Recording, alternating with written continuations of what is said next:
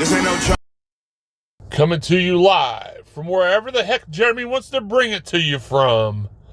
This is Live with 55. What is up, everybody? Welcome to this week's episode of Live with 55. Look, your boy fell asleep at the wheel for a second. I was sitting there pumping up I was dancing to the theme song of the Cardinal Sports Zone podcast and realized, hey, it's not the Cardinal Sports Zone podcast. So let's go ahead and get my guy TS Two Snacks in the room. All right, Sam looks like he's back on his Fisher Price broadband, brought to you by the letter S for slow speed internet. Look, we all know what you're here to talk about today. Inundate the text line. We're ready for it to go. The Mossy Oaks Properties Herdt Realty text line is already starting to let's see, did we get them? Did we get them? Dom, you there? Can you hear me? Touchdown, baby. Let's go. Come on. How old am I? I can't work. I mean, you're much younger and much more handsome than I am, my friend, and I figured it out. A 30-year-old who can't work technology, that's something's wrong, Jeremy. Help me. Listen. Hey, we want to go ahead again. Appreciate everybody in the Mossy Oaks Property text line. Everybody on Facebook, our guy Will Ogenin, Wes Ralston. Look, I'm going to go ahead and do this real quick. Our normal Live with 55 co-hosts. We have Wes Keys. What's going on, everybody? With his Sharpie colored T-shirt on tonight, fitting the theme. Let's highlight some things tonight and talk about it, my bro. And underneath him, we got the human snack destroyer. It's our guy, the notorious HIG. You can't. Are you? Did you mute yourself or you? I don't. Okay, that's it. Enough of this. Hi, Mom. In the bottom left-hand corner, we have our football and women's basketball beat writer, Sam Baisden. What up? And last but not least, our special co-host. He's been on a couple times before. One of my favorite people on earth. It's our guy, Dominic Yates. Thanks for having me. I appreciate it. Hey, man, thanks for hopping on. We're going to go ahead. Oh, because he was too good to put his picture on. You're going to have to wait till you go back inside. He just realized he wasn't on the broadcast anymore. Your speed's really slow out there, so we'll get you back on there. Last but not least, our red chipper, our 6-star, the path to the future here at CSZ. It is our man, Dalton Pence. What's going on? He's in a very somber mood. He's also the host of Locked On Louisville, by the way. So, look, we got a long and strong text line going on over here. But because I know I only have Dalton and Dominic for a limited time tonight, I'm going to go ahead and go to them first. We're going to go guest first, Dominic. Of course, we heard today what we all already knew was going on. Today it was announced the termination of Kenny Payne's time here at the University of Louisville as the head coach. Plenty of stories coming out. Plenty of stories that sound just crazy are coming out right now. I want to ask you a couple of questions. My first question is, and I'll ask everybody else this after we get everybody, taken care of that are our guests. We had the press conference today from Josh Herdt, athletic director Josh Herdt, and one thing I was worried about was the way that it was all going to be handled. I feel like it was handled very professionally. Even when Josh did his speech, it sounded like he was very graceful in his speech. Do you like how they handled this tough situation? Do you like the way they handled it? Yes, and I think that it's clear that no one at Louisville wanted this to happen, right? No one said 2 years ago they were just going to hire a guy for 2 years and then fire him, a guy that won a national championship here, played here, was a part of some of the glory days of Louisville basketball. So I think that they were as respectful as they could, despite the situation. Like you just said, Jeremy, you knew this was likely going to happen. So with everything that was considered, they didn't do all the leaking or a lot of the negative news and some of the stuff that maybe even some fans tried to get into. I think U of L did a really good job, and Josh Herdt as well has been very respectful to Kenny, and honestly just allowing him to finish coaching the season as well. and just give him an opportunity to coach and finish what he started. So I do. I think Louisville did a good job in being as respectful as they could despite the difficult situation. You were at the press conference today, Dom. Anything that maybe us just listening to it over the radio, I was out getting my walk in, and I was like, okay, press conference at 3, putting in the earbuds and go for a walk. Anything maybe we didn't pick up on over the radio, or maybe even chatter? I know how it is at the press conferences, chatter before, chatter after. Anything interesting that you can share that we may not have seen or been able to tell on TV or radio? Well, the biggest thing is the body language. I think that one thing that I saw, Josh Herdt, when he was going back over some things that happened that weren't always great, you could tell he was getting frustrated. You can also tell that, like he said point blank, I hired Kenny. It wasn't about what some, former person from U of L said or some influencer. It was still his decision. And so obviously when it didn't work out, he took it personally. And so I think you could see his body language. You could see some of those moments where, like when we talked about some of the press conference instances that didn't go well or just things on the court, I think that you could see in Herd's face, I mean, he was getting kind of pissed off. So that was one thing that was kind of surprising, or that stood out to me, was that he's really serious about this. And I mean, his quote that I think has kind of been all over social media is that he wants a guy that will want to crawl to Louisville and take this job. So I think it tells me that he's going to do his due diligence. And I would be shocked if any Louisville fan listened to that press conference and wouldn't be optimistic about how Josh Herdt is going to go about getting the next head coach here. That perfect transition. Look, that's why I like Dominic so much. Our chemistry is unrivaled.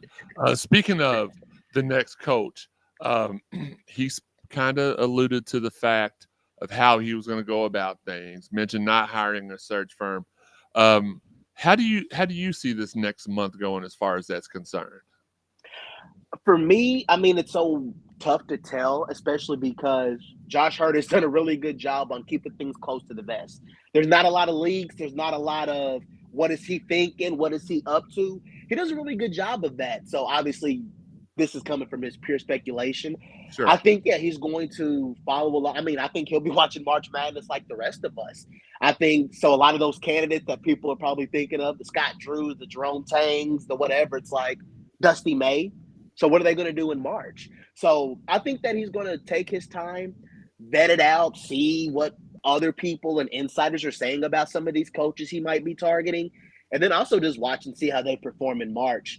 And I think after that process goes, and then I think we'll have a better idea of like what coach is he'll be trying to lock down, because obviously with the transfer portal and all of that, you can't waste time.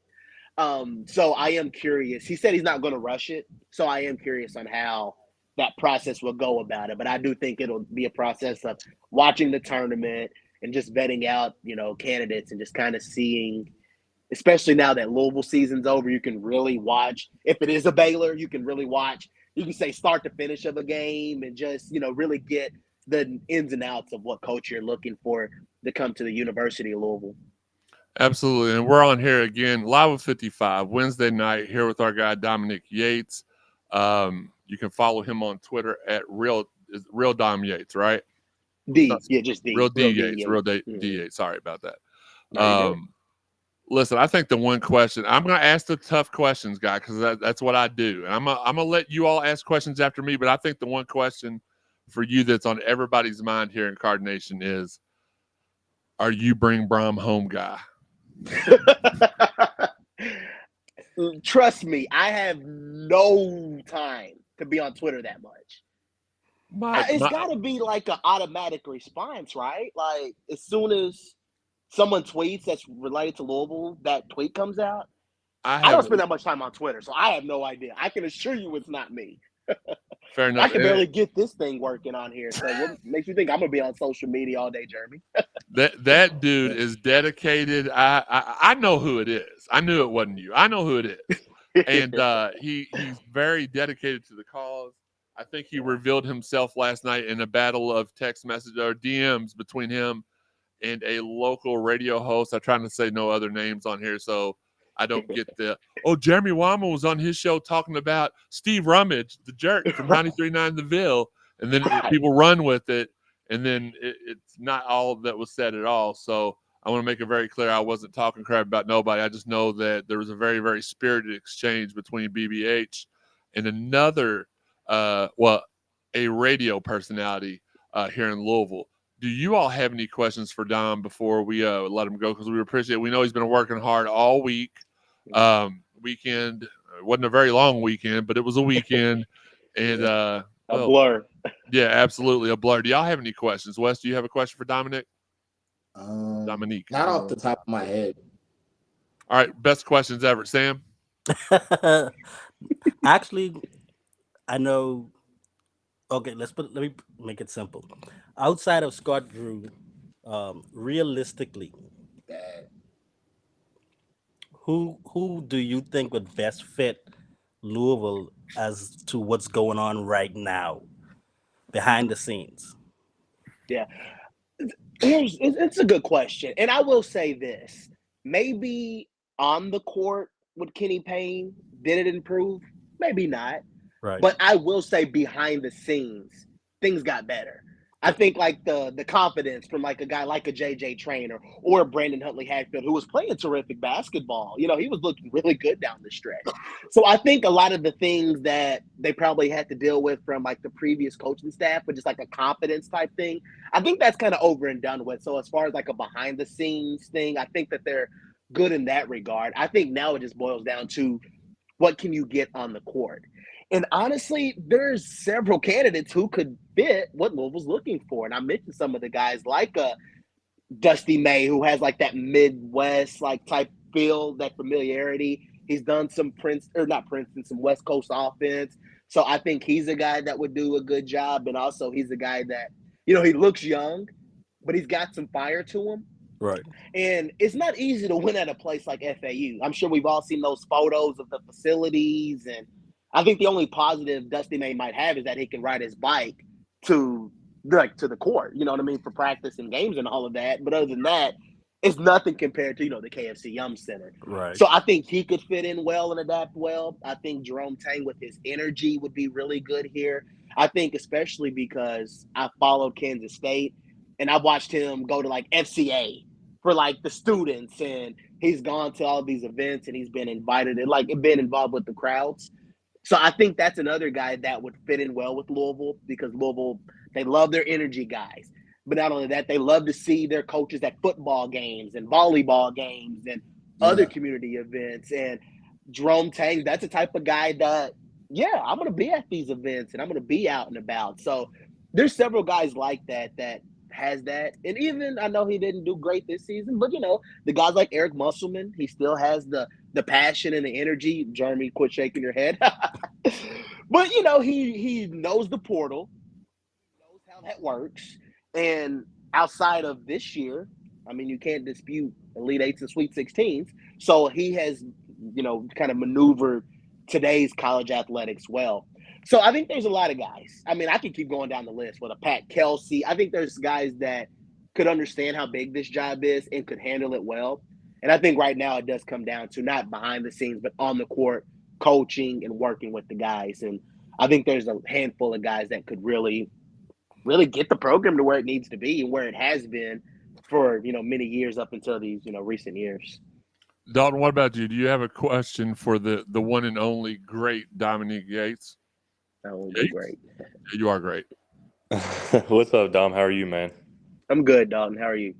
Oh, we're good, man. I'm going to kind of put you on the spot here. If you don't want to answer it, you don't have to. If you had to make a prediction and the name is not Scott Drew, who do you think it would be? Ooh. I mean, it's tough, this doesn't reflect any type of personal preference or anything like that. Who does Dom Yates personally think Josh Herdt would go with if Dom Yates had to choose on March 13th? And this is if Scott Drew said no to like the deal and everything you said. Yes. I do think Dusty May could be a guy that would lock it down. I mean, I know there's the thing with Ohio State and Louisville, but I'm not sure. I don't know if you have Ohio State listeners on this show, but I would say Louisville is a better basketball job than Ohio State. What? It's just a no-brainer, right? I'm not trying to get. I I don't know how. hope we You don't know, have right? any Ohio State basketball fans listening. I don't care if they Football, are. right? I think we are a better program too. I mean, that's Overall. I think what tells you all you need to know about Louisville, no matter how bad it's been, 4-28, 8-22, whatever it has been, there's still been some good crowds and environments, all things considered. I mean, if you went to some schools that were 3, 4, 5 wins, it would have been completely empty. There was a little lower bowl people. Jeremy was in there too, that they were engaged and they were into it. When I was in DC yesterday, there was a little contingent of U of L fans. People talked about the TBT to watch Russ, Payton, and all of those guys. So there is a diehard fan base here. And I think there's a lot of coaches that would be intrigued by that. So I do think that, if my just personal feelings, I think, I wouldn't be shocked, if I saw Dusty May get his shot here, especially because his buyout's low and all of those different things. So you would give him a pay raise and give him NIL facilities, things that he just doesn't have in Boca Raton right now. So I anything can happen, right? But he's a guy I wouldn't be shocked to see, especially, if things didn't work out maybe with their top 1 or 2 phone calls. Absolutely. Again, we got WLKY sports reporter Dom Yates in the bit. Look, I've stopped trying to say the full first name because just think of Wilkins. Think of Dominic Wilkins. You don't say my first name right. It's Jeremy. You call me Jeremy, but I'm used to that because it's been my whole life. Everybody's called me Jeremy my whole life. Blame the country boy from Muhlenberg County. Blame the accent there. No. That's where I grew up, was in the country for during the summers. I was city boy during the school year, country boy during the summer down there in Edmonson County. So I get it completely. My last question, then we're going to let you go, man. We appreciate your time tonight. You can include Drew in this. If you are Josh Herdt, who are your top 3 targets? For me, number 1, you make Scott Drew say no. There's just no question about it. I would call him. Throw the brink truck at him. I give you whatever offer possible. I mean, especially because of his track record. He has resurrected, rebuilt, and revived programs. He wouldn't have to do at Louisville what he did at Baylor. So he would definitely be the number 1 phone call. And this is just me personally. I would call Jerome Tang. Again, I like his energy. Obviously, I will be following along with March Madness just like everyone. If he does I know they're on the bubble right now, and even if they don't make the NCAA tournament, just everything that they had to deal with, losing Naquan Tomlin and different guys like that, they were still competitive. They beat Kansas. They beat Baylor. They beat Iowa State. They won those quad 3, quad 4 games and were competitive in quad 1, quad 2. So he's got something going there. So he would be on my list. That third guy, it probably honestly would be Dusty May. Just because I know some people don't like to hear the do more with less, but it's kind of hard to deny a guy that could take FAU to a Final Four. Conference USA, I know they just changed conferences this year, but he comes from, great respects from, when he was at Florida. He's been around great coaching, obviously with Bob Knight in Indiana. I know some things might be concerned if, he would want to take that job if things didn't work out with Mike Woodson. But I still think it's worth the call, especially if, your first 2 guys don't work out. Because here's how I look at it. Let's say 2, 3, 4 years, he was at U of L and the IU job opened up and he went there. But you got 3 or 4 years of tournaments, wins, success. I would imagine fans would take that in a heartbeat. Will they want a 10, 15, 20-year commitment? Yes. But if you want to improve on what you have been on, these past 2 seasons.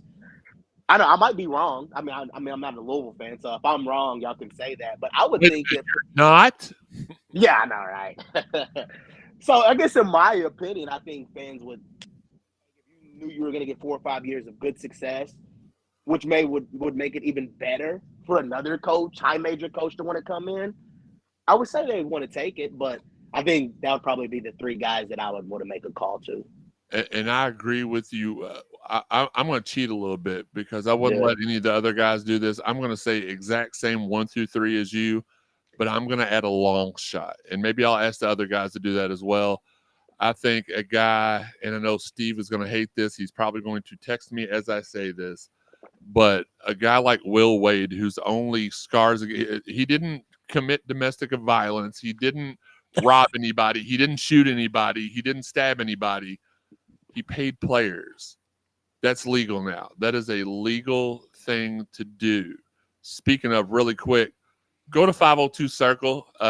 Make sure you sign up for one of their memberships. You can sign up for as low as $25 a month. Get you all kinds of benefits with them. We'll talk more about 502 Circle here in a little bit. I just thought that was a natural place for a 502 Circle plug. But Will Wade's a good. I've been watching press conferences of all the candidates. The two that get me, and obviously coaching and press conferences are two different things. The two I was most drawn to from watching all their press conferences was Will Wade and Jerome Tang. Just seemed like tremendous Louisville men. But from X's and O's, I would also put Tang in there too, because I watched some of his practices. He looked like he was very detailed, very, very intricate with what he did. My only thing, and I know as a Hilltopper fan, y'all are used to coaching changes every couple of years when y'all suck, but we want to get away from that. We were in that. We've never stopped doing that in football, except for we lose our guys to the NFL or to bigger perceived programs. In basketball, for the majority of my lifetime, I had two coaches, and it was Denny Crum and Rick Pitino. And I think that's kind of what your typical basketball fan wants to get back to. But yeah, Dom, I appreciate everything today, man. I appreciate you joining us. I'm gonna get the rest of the guys their thoughts and stuff, but I really appreciate you taking the time out. And you're more than welcome to come back on here with us anytime you want. Sounds good. I appreciate it. Yeah, it was fun and always a pleasure talking to you. I'm just gonna say Wallman. I won't say your first name either. So how do you get Wallman right, but you can't get Jeremy? Wah. I can say Wah. Wes, throw the flag and not your shirt. But yeah, no, obviously it's definitely a pleasure. I always appreciate it. Fun. And yeah, we'll talk soon. And we'll see what happens these next few weeks. So everyone buckle up, but also I can tell Louisville fans, don't get impatient. Right. Because this is gonna be a process. Like no coach is coming tomorrow, right? So yeah, I think a big thing too, and I'm not trying to ramble on. I think Josh Herdt's presser should give fans optimism that he's going to do everything in his power to get this right. So don't rush him. That's the biggest thing I would want to say. I get one question before you go. Seeing that you said be patient, do you think that the longer this search goes on, the better chances we have for landing Scott Drew?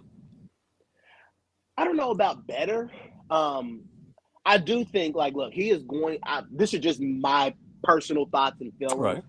Because I think that Louisville will be like, look, they'll talk to his agent or somebody, say, look, we're going to have a really good offer. I think he will listen to it. I mean, why would you not, right? It's still Louisville, like we just said. It's still a really good job. You're probably going to be curious on what the facilities look like, what's NIL, what's all of those things. And Herdt seemed pretty confident that they can still pay a coach some good money. I mean, you saw they paid Jeff Romwell with bonuses as well in football, and they got that back because of the crowds. So you would win that back in basketball as well. So it will be interesting to see if the longer it plays out, the better for Scott Drew. Obviously, if Baylor lost like in the first weekend, you might have a better idea of what's to come. Yeah. So I guess it would be interesting in how long you'll want to wait too. Because like if they're in the Final Four, you still don't have a coach, the portal's open. It could be tricky. It could be a slippery slope. Louisville got lucky the first time with Chris Mack because, Xavier was upset by Florida State in the tournament when, it was the 1 seed. So he was able to come to Louisville a little bit quicker. So it's going to be tough. I don't know if the longer the better or what. But at least at some point, I know the conversation. Oh, sorry. I was moving my hands too much. At some point, a conversation will be had, right? Now, listen, everybody, we are going to get caught up on the chat line shout outs and every chat line and shout outs here in a second. As always, it's a pleasure. It's sports reporter extraordinaire, Dom Yates. We appreciate you joining us and can't wait to talk to you again, my man. Hey, we're gonna have. Look, we text every week about when's KP, when's he out, when's he out. So what are we going to talk about from now? You can't stop keeping in touch. You can't. Wait a minute. Where's the camera? You can't stop keeping in touch with me because of I guess since I met Mick Foley, you can just text me about that. Let's get it. Dom Yates, everybody. Appreciate you, bro. Thanks, guys. Have a good one. Man, one of the best dudes on earth. I really like him and appreciate him. Dalton, I'm gonna let you give me your list of 3 and then I know you have to hop off here too. I didn't quite know we were gonna take that much time with Dom, but it's okay because you're on the show quite frequently. He's not, so it is what it is, as they say. Same question. Your top 3, and I already know who you're gonna say first, and we don't have any kind of graphics on here to be able to show like the second coming of Christ with Will Wade raising his hands up. But give us your 3. Well, I think naturally, if we're going based on preference, I think that Scott Drew has to be number 1. He's the one that would probably turn this around the quickest, have us competing for national championship the quickest. I mean, he does have a national championship, and Baylor has been a contender over the past 5 years or so, and pretty good years before that.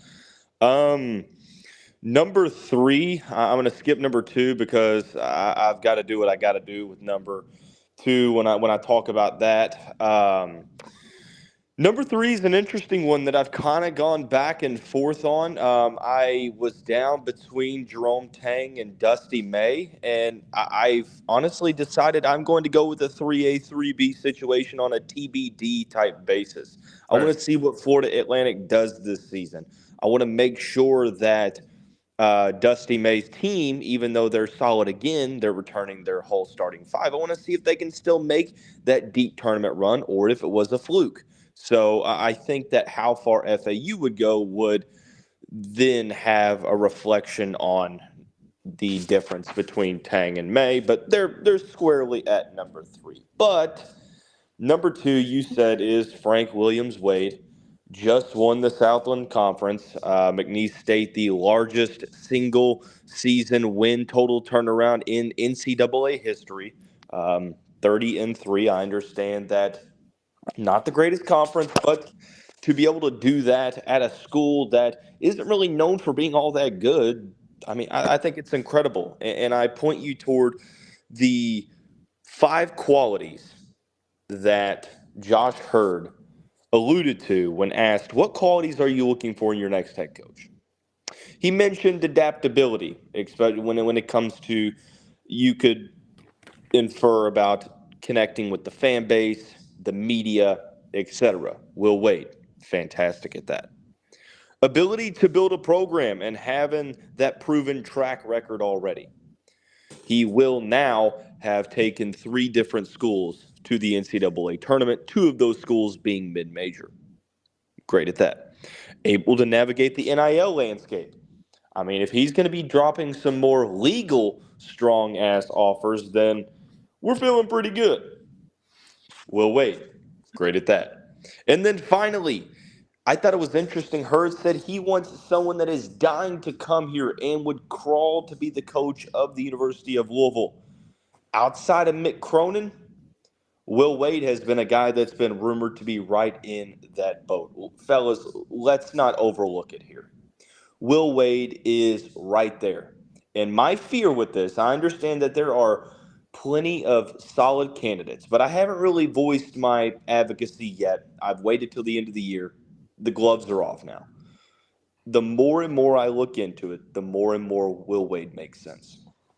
If you want to tell me that the show calls will prevent Wade from being hired because Herdt wants to go with a clean slate, I'll respect it. I mean, I can't really argue with it. I would say that in the NIL realm and the fact that he got caught doing something that is now legal, that would be my rebuttal. But I can't fault you for saying that you want it to be a clean hire, although I think you're kind of towing a very fine line. But for me, it's Drew up at the top. It's Wade right under him. And then there's sort of a mixture of different candidates under that. So I know I just spent about 5 minutes preaching my advocacy for one Frank Williams-Wade, 41 years old, by the way. We're talking about longevity. The guy's 41 and would likely view Louisville as a destination job. So I digress. I put my pencil down. That's my answer. I heard a quote today live, and I said, well, I'm going to have to wait till I get the transcripts and see if I heard that correctly. Interesting quote. Now, before the show started, our guy Wes said that, he felt like, and this is his opinion, so don't call him. I swear we're going to get caught up on the now 30 minutes of chat and shout outs and stuff. I'm not going to neglect you all. But he thought that maybe Josh gave a ton of clues to who the next hire was. I vehemently disagreed with him. I thought that it was a great speech, but I didn't think Josh said anything until I heard this comment, until I checked the transcripts. And I quote, "We have a lot to be proud of here at U of L, an incredibly rich basketball tradition, world-class facilities, and an unrivaled fan and donor support, and a strong commitment to winning conference and national championships." Listen to this line. "I have no doubt that we will find the right Wade to bring this storied program back to prominence." Okay, maybe he said Wade. I heard Wade. Maybe we will find the right Wade to bring this storied program back to national prominence. I thought that would give Dalton a little confirmation bias. Absolutely. I think that confirms it. Last thing I'll say, Jeremy, before I have to hop off, and I'll obviously see you all on Sunday's episode, which is going to be a fantastic episode, by the way. But last thing I wanted to say is what I've kind of told people, and I think people in group chats know that I'm a big advocate for Wade because, I send the picture of me saying Will Wade in the quote quite literally all the time. But my take on the matter is I wanted to come into this press conference, and I knew that a question was probably going to be asked about, coaches with possible scandal. Now, it's not just Will Wade. We're possibly talking, Nate Oates and Chris Beard as well. I wanted to remove any sort of confirmation bias and accept things for how Herdt says them. Now, people took it a little bit of a different way, but at least my interpretation on the matter was when asked whether or not he would go after a coach with a little bit of a history, he said, we do have high standards, but he could have just said no.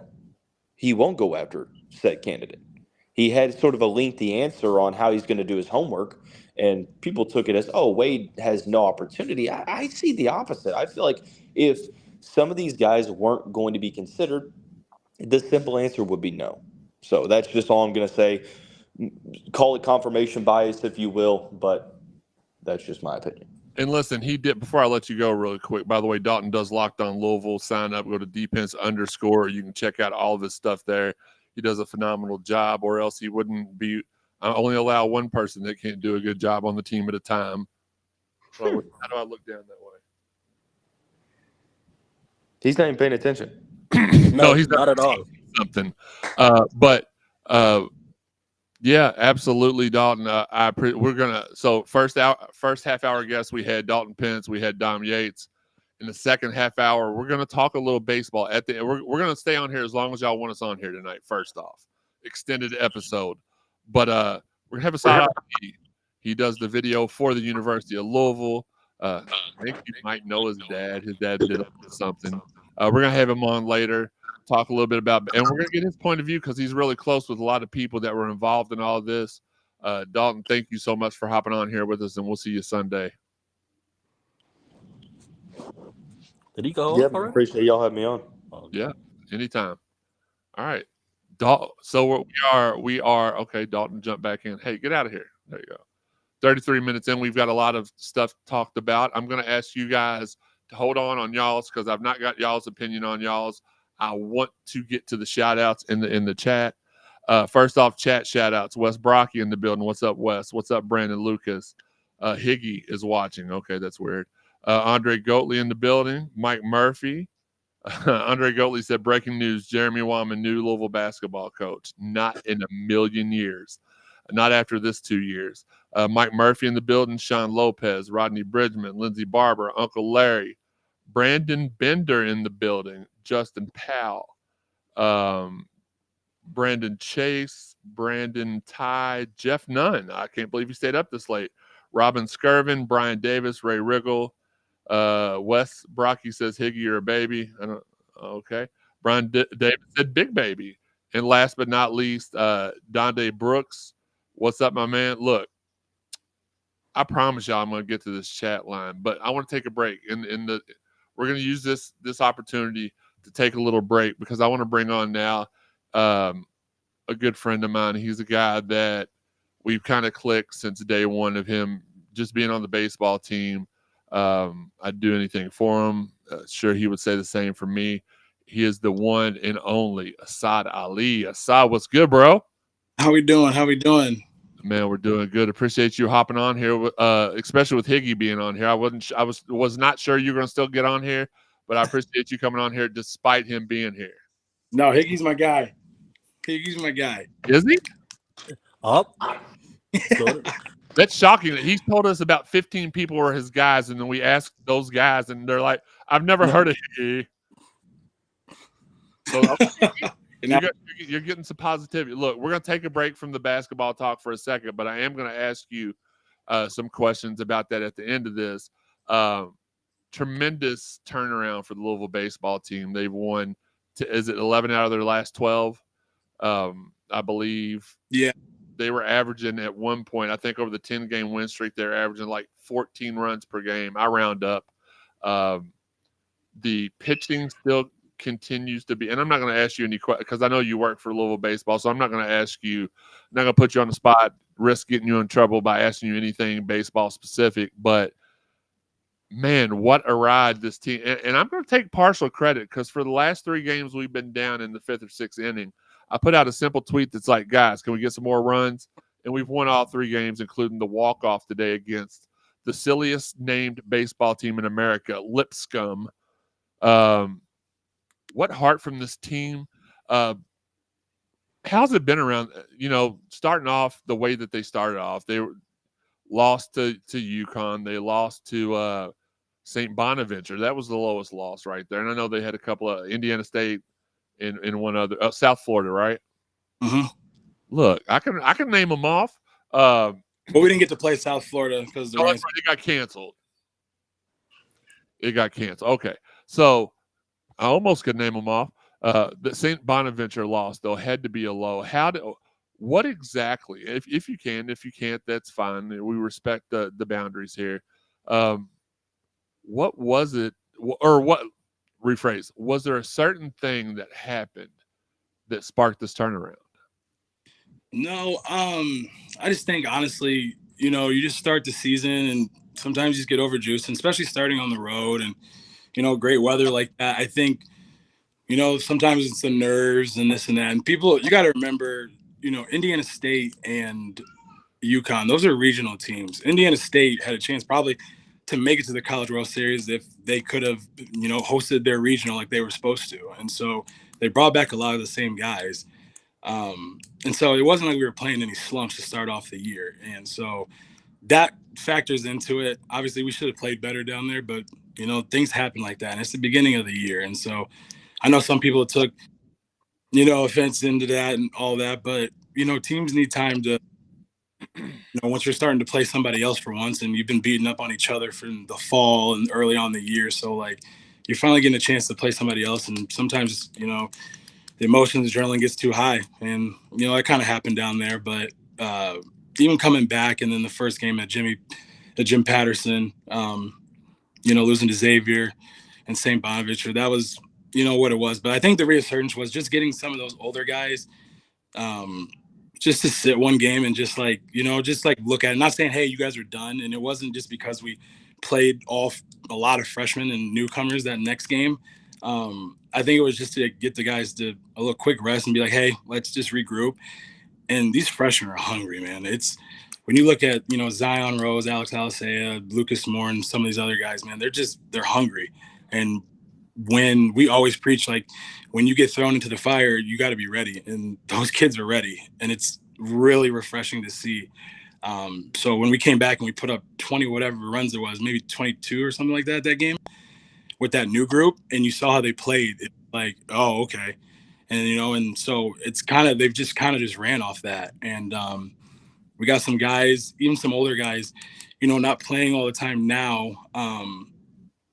But they're not, this team's different. It's the fact that, like, you have guys like a Logan Beard, which was his freshman year was freshman All-American and everything, and played a lot in that 22 season that went to the Super Regional in Texas A&M, you know, he's coming off the bench now. And instead of having an ego like you could, being a senior not playing, he's always locked in and he's ready to go. And like today, didn't start, came in, hit a home run. So like when you have guys like that and can really just like zone in and like put ego aside, it changes a lot of stuff. And obviously, like you said, the bats are hot right now. And so that's contagious and it's just rolling. Yeah, there was no doubt in my mind once we got to the bottom half of the 10th. You could feel it. You could see it. You were like, all right, it's over with. It's a wrap. I think I even tweeted it out like when Humphreys come up to bat, I was like, all right, it's about time for a walk-off. Now, I didn't say a walk-off home run. And I didn't say it was from Isaac. I just said, all right, it's time for a walk-off. And, man, just you said it was to the trained eye, the youth, the infusing of the youth into this lineup was huge.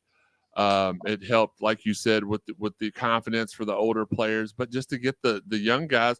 I mean, sometimes it's not always good to just let the people that played last year play this year. Sometimes you're going to get younger players that are just better. Nothing against you. They're just more talented. Maybe they can do this a little bit better or a little bit, you know, whatever, but you have to allow for that to happen. And I'm so glad you brought this up too, man, because I was the one infuriated at like 0-4 because I hopped on Twitter, the most horrible cesspool in America, and saw, damn, McDonald's got to go. You got to fire McDonald. Josh Herdt's going to have 2 people to replace here soon, which, by the way, Josh Herdt I thought it was very unfair, the narrative I've heard over this past week or so, that his job is dependent upon this next hire for men's basketball because he's done so many great things. He got Jeff Brom to come home. He extended Bus Boom Kelly after 2 straight Final Fours and an Elite 8 appearance. I mean, it was before the Elite 8 appearance, but that's what she did after. I don't know how serious it really was about these 2 guys leaving, but the rumors were McDonald and Walls may have been out the door, and he talked them into staying and signed them too. And the mistake he made was hiring Kenny Payne. And I will to my deathbed, I will defend the fact that Kenny came in, he patched up a lot of holes. He was more focused on the kids and their well-being. He may have not done everything he was supposed to basketball-wise, X's and O's wise, but he was the Steve Cragthorpe, no offense, of basketball, because he's going to be the guy that takes us from one set of greatness to another, to our next phase of greatness, kind of like Craig did from BP 1.0 to Charlie Strong. So I thank him. I wish no ill will towards him. Anybody that's on Twitter trying to dunk or grandstand because he got fired, at the end of the day, you know, it is what it is. That says a little bit more. Yeah. Well, who cares? He gets to walk away with $8 million. I wish I could get paid $8 million and not do my job. Well, make yourself valuable enough to be able to be in that position, and then we can talk.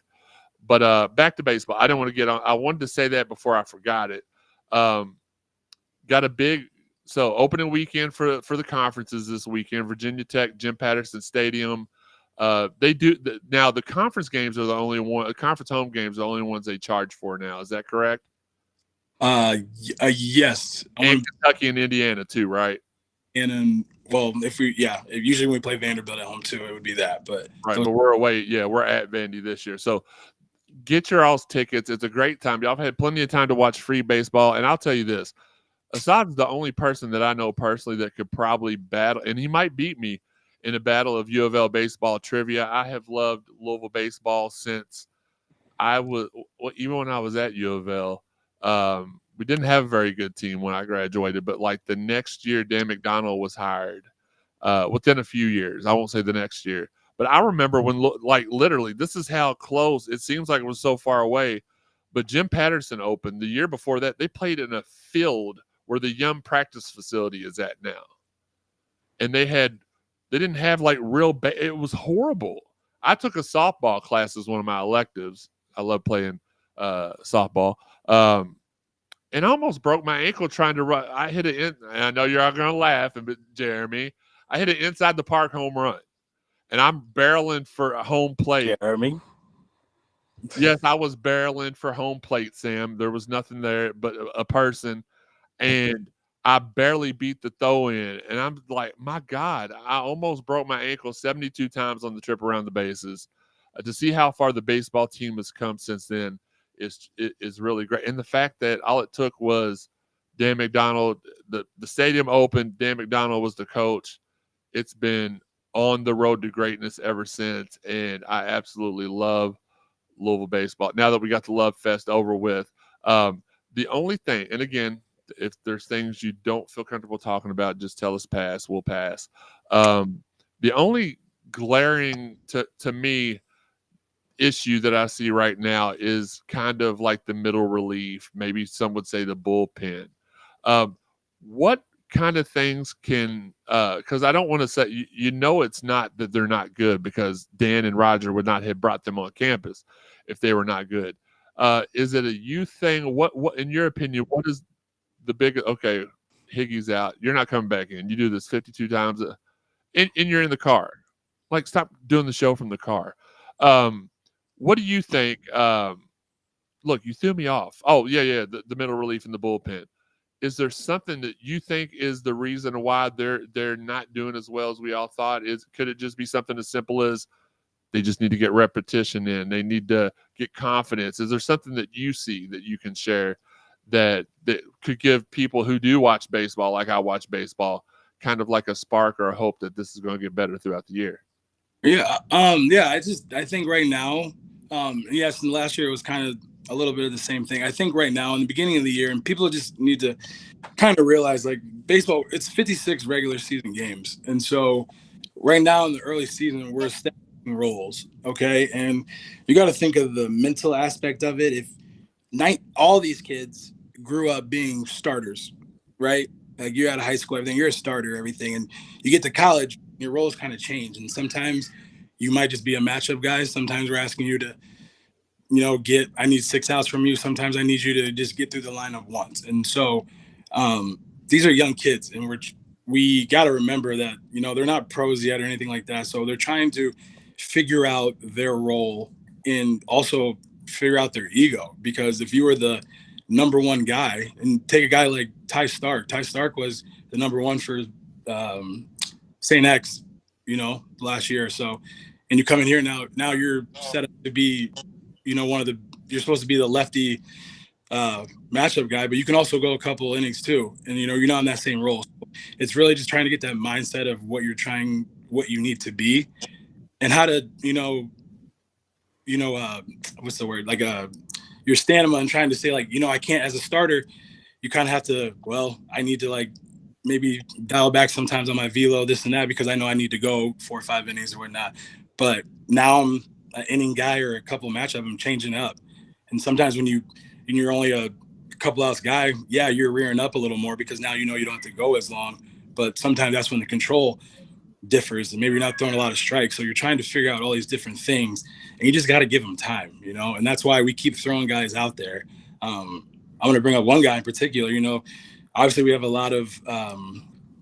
we've had a lot of hope in, Will Koger, and obviously things haven't gone his way all the ways, but he came out yesterday and went 4 innings, and no runs, and a few strikeouts and whatnot. And I think that's hopefully the kickstart for him to get him going. And it's been a thing. Like, Will's like one of my guys, man. That's one of my little brothers, bro. And I always try to keep him up. And so that was like a great thing for him yesterday. I just texted him afterwards, and I said a tweet too, like, I'm proud of him. And hey, now we go. Now you've seen it. And sometimes, like in basketball and other sports, like sometimes you just need to see the ball go in the hoop, and you're like, okay, now we go. He's seen that now, and we're seeing, hopefully we can grow from that. And that's the same with a few other guys, and trying to figure out a few different things with them. And so I kind of I do really like where we're at. And like today, you look at Caleb Corbett, and I said it today. I was in the dugout in that last 2 innings, and he came in and he pitched that first inning that he came in, and then he came in the dugout, and the calm he had, and he sat in the dugout, and we're at a one run ball game, so emotions are high and everything. He's just sitting, on the bench, like prepared to go out there again and like ready to go. He went out there again, pumping 95, 96. That's something like it was just different. It was a different movement for him today. And it was just like, man, you were locked in. So I think as guys are starting to see a little more success, I think this is going to roll, because also we're an older team and we have a lot of big time bullpen arms that are older guys. And so now that they're seeing that, I think they're at a point now in their career where they can be like, okay, I saw what I did and I'm going to build off that. And it helps when you have one of the best pitching coaches in the country. Like, there's no doubt about it. You look at the guys we've pumped out and the guys that are in the big leagues now, like that's all Roger Williams. And so I think we're in a good spot. We're gonna see though, because we're gonna get challenged here really quickly, because you got Virginia Tech, which is hot right now with the bat and the pitching and the defense, and then you go right into Wake Forest the week after that. And so we're gonna have to really show up and show some maturity here early. But I think guys are really showing some stuff. And you look at it, Tucker Biven, the kid out of New Albany, pumping 96. Like, we got some guys that can do some things. And now we put it all together. I would say, like, this era we're in right now in the last few years, like, we have the same talent that we've had back before when we were going to World Series and everything. I just think that, you know, these guys just have to get to their secondary stuff. When Will Coger can get to his secondary stuff, you saw what he did the other day. It was disgusting. And the same with all the other guys. And I think we're starting to get that in a little more consistency. And it's going to be a great test this weekend. So we're really excited to see what's going to be going on with that.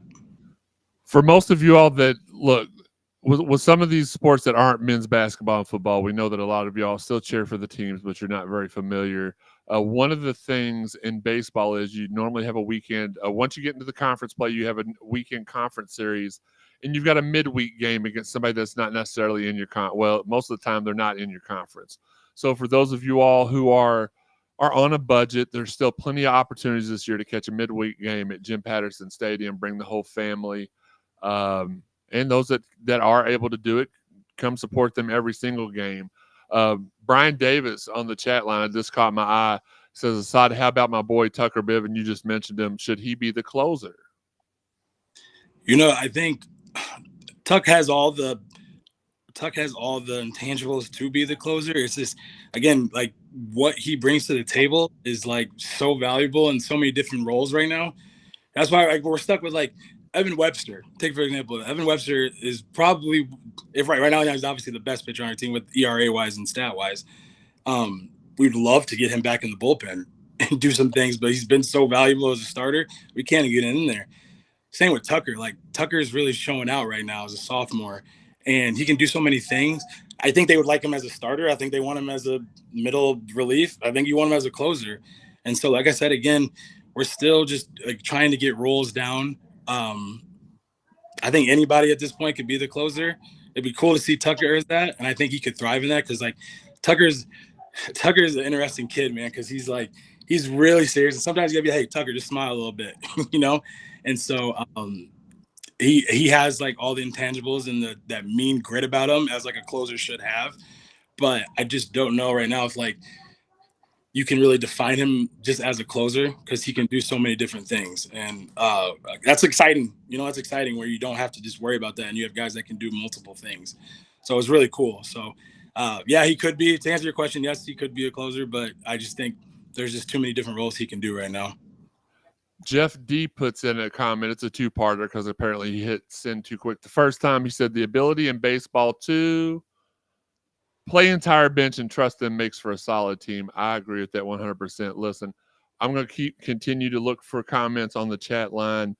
We have, and look for his own accolades. And he is a Louisville legend as far as videography, photography, and just being an all-around good dude.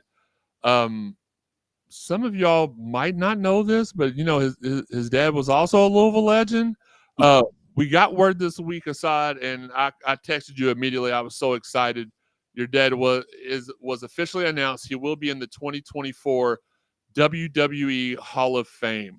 How big of a part? I wanted to ask you this: how big of a part was the wrestling in your childhood? Because obviously, those of us who are older. Not me. Those we remember WrestleMania 1 and how big of a crossover effect like that had with. Honestly, without your dad hopping in on WrestleMania 1, there may not have been a WrestleMania 2, 3, 4, 5. Like, that's how big the impact was to me. Somebody here from Louisville that was a boxing fan and a wrestling fan, I was like, oh my God, this is going to go. Like, I knew it from the minute I watched WrestleMania 1. And yes, I was old enough to watch WrestleMania 1. I was a very, very young kid at that point, but I remember it and thinking, this is going to be huge. I'd watched all the territorial wrestling down at my grandma's house, the Smoky Mountains, the USWA with Jerry Lawler and those guys. I guess my question is, well, first off, congrats on that, because that is, for people who like that kind of stuff, that is an honor. I know people in here are like, why are we talking about wrestling? This is a Louisville show. Well, I do what I want to do. And especially when I have my buddies on here that I want to help celebrate and people I care about, we're gonna do whatever Jeremy wants to do. This is Live with 55, not live with Higgy's remaining donuts. He's logged off. The spoiler is there are no remaining donuts. How big of a deal is this for you personally that he's being inducted into the WWE Hall of Fame? Yeah, well, first, before I say anything about that, so I found out we were in Tampa in the beginning of the season, and we were on the bus either to the field or whatnot. But our first base coach and one of the hitting coach, Adam Rabel, like, he's right there with you on like wrestling knowledge and everything, like obsessed with wrestling. And so like the first thing I did is when my mom called me, was like, hey, you know, your dad's getting inducted to the Hall of Fame. Yeah, I was like, hey, Rabes, like, check this out, and like freaked out. So he's always on the bus and in the coach's office showing all the other coaches videos and wrestling videos, this and that. So he's a historian just like you. But when I found that out, man, it's big time. You know, my dad obviously wore a bunch of different hats, but growing up, when I was really young, my mom and dad were still like doing like trips and mission trips and things like that. So I'd always stay with my grandma, my mom's mom, and she is the biggest wrestling fan. And we'd sit there in her basement and she would watch wrestling, fall asleep, and then we'd watch Wheel of Fortune or something else. But like, I grew up on, you know, Hulk Hogan, Macho Man Randy Savage, Ric Flair, Rey Mysterio, all those guys, Sting. That's what I did. Action figures, The Rock, all that stuff. So it's a big deal. It's really cool. I remember when my dad took me and my grandma to a wrestling match. I just know Hulk Hogan was going. That was my grandma's like favorite wrestler, was Hulk Hogan. So she got to meet him. We sat like ringside or whatnot, and it was a really cool experience. And so when he did that, I was young when he did WrestleMania, so I didn't really know much about it.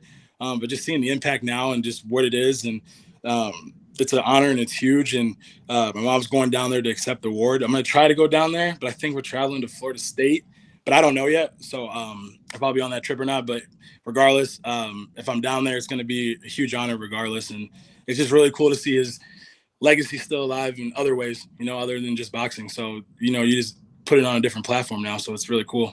Listen, you can see me smiling the whole time because just listening to you talk about knowing the love I had for him.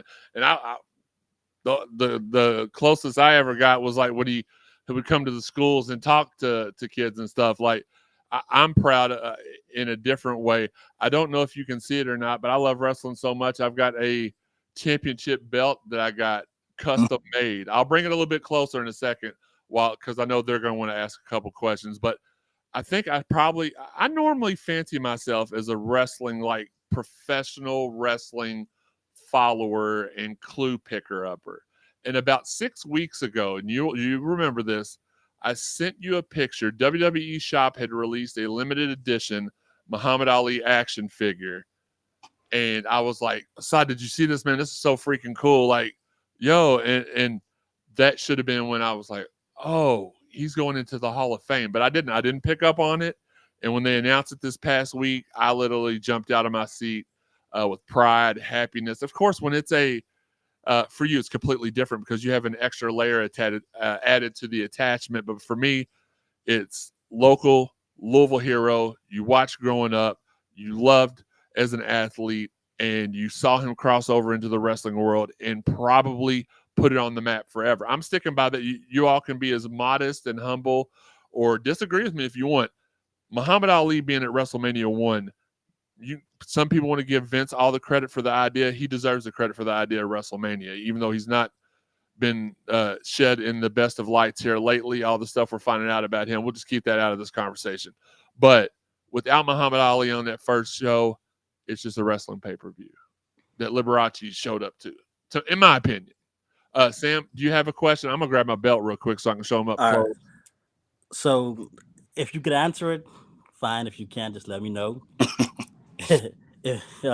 I want you to put your coach's hat on for a second, and if you had the choice to put in, like, who would be your weekend starters, your middle reliever, and your closer? If it was up to you, who Friday, Saturday, Sunday starters, your middle reliever, and your closer? You can't do that to him. You can't do that to him. Yeah, I can't do that one, but obviously, I like our weekend rotation right now. I think Assad, respectfully, hold on a second, Assad. Hey, Sam, why don't we put you on the spot? Why don't you tell us who your Friday, Saturday, and Sunday relievers are? Yeah, tell me. Yeah, let me know yours first. Yeah, let's know your rotation. Let me see. I'd have to think about that one because I started watching. No, not baseball. Hold on, I'm talking about your female rotation. Hold on. What? I'm talking about your female. Everybody else got it, but you. I'm about to say, Sam. Yeah, mute. Go ahead, mute me. Say less for sure. Sam, go Chappelle. All right, here's the Plead the fifth, Sam. Plead the fifth. As you can see, all the beautiful Louisville Cardinals and the CSZ podcast and CSZ over here. My guy Assad. Actually, his name is Assad as well. That's funny. At Capco Championship Belts. You can find the link on my page. I promote them all the time. I don't know why that just fell off, but if you want a championship belt of any kind, customized, it could just say Sam's weekend rotation of females on the front of it. And I'm just messing with Sam. You put Assad on the spot. I've got to do the same to you, even though I'm completely joking. I know you are. No, you're good, man. You're good. Honestly, I do really, truly like our weekend rotation, man. I think Sebastian Gongora is a dog, man. He's kid out of, Wright State, came in and, like, just got respect from the guys right away. Like, you just don't see a lot of, like, transfers come in and garner that respect right off the bat. But he's a guy that, wasn't he named a captain too, I think? So he would have been the next person right after the captains would have been picked. But he was a captain. Okay. Omaha Challenge thing they do in the fall, which is just a bunch of, like, running and, agility stuff and, like, different challenges they do. But work ethic is unreal. And I mean, he's just a physical presence. And he has that Friday mentality. Like, when you're a Friday starter, you gotta really have some dog in you, and you gotta be someone that doesn't get, rattled by the crowds. You gotta be someone that knows that, hey, it's gonna be me versus their best number one. And Gongora has that. And my first time actually seeing him pitch, I wasn't able to get with the team much in the fall or early in scrimmages because I was with volleyball in the fall. So my first time seeing him actually pitch was down in Tampa. And that first inning I saw him, I was like, oh, like, this dude, he's a guy. And the way he can, mix speeds and just do a bunch of stuff, and he just stays so calm. He has a calmness about him. And that's just from being an older guy like that. That is exactly what you need out of a Friday night starter that we just haven't had. And he brings me back to, like, when we were in the, like, 2016, 17, 19 years of having guys like that. So I really enjoy him in that spot, and he's going to shine in that spot. And I think as the stage gets bigger, I think he's a guy that can really, like, do some damage. And you're going to see it this weekend, man. We play Virginia Tech, man. He's a guy that has an emotion, and nothing against, like, some of the opponents we play. He's shown emotion against, like, the St. Bonaventures and the Youngstowns of the world. Like, he gets a big strikeout against Virginia Tech. You're going to see some big emotion from him off the mound, which is great for my job because that's the stuff that. So let me rephrase the question then, because I mean, I consider myself right above a novice when it comes to baseball. Mm-hmm. So when it comes to your Friday, Saturday, Sunday starters, would you prefer your true number one to start the series or to close it out on a Sunday? Absolutely, start to set the tone. Okay. Set the tone. Now, some teams do it different. Like, you look at a Wake Forest, and not this year, but so far, like last year, they had Rhett Lauder, but they had him going on Saturday. That's because they had a good Friday guy, and I don't know if it was Hartle or they had another kid last year that was really good as well. But when you can do that and you can go out and get a win on a Friday, knowing that, oh man, now I can come back Saturday with my number one, that's really And some teams will do that. You know, we're just in a point right now where like we like to set the tone on Fridays, and we want to say, hey, coming into our place, this is what we want to do. And so he's there like that, I would say. Absolutely. I'm going to go ahead and put some of these comments because there's no way that we'll be able to. There's over 200 comments. I'm going to throw some on here as we continue to talk. We'll only keep you for a couple more minutes, Assad. We appreciate. I want you to spend time with your beautiful family, man. And that's, at the end of the day, that's what life is all about. Here, and I'm good. Yeah. So, and I'm going to go ahead and put some of these. Wes, did you have? I know you're going to say not off the top of my head. Maybe do you have anything for Assad? I was gonna ask, how's the vibe in the locker room so far, and how much do you think those hiccups earlier in the season have helped the team? Yeah, well, they just got a new locker room with a barbershop in it, so these boys don't even leave the locker room no more. So I would say the vibes of the locker room are great. No, the vibes are it's a good, man. This is a team that really enjoys spending time with each other, man. These kids are insane. Like today after the game, you know, we started these guys were out there at like 7:30 a.m. this morning, so we played 11 o'clock game. After the game, you know, we're kind of on spring break right now. You got guys out in the outfield, you know, sunbathing and starting just like, you know, getting the tan out there, but they just always want to hang out.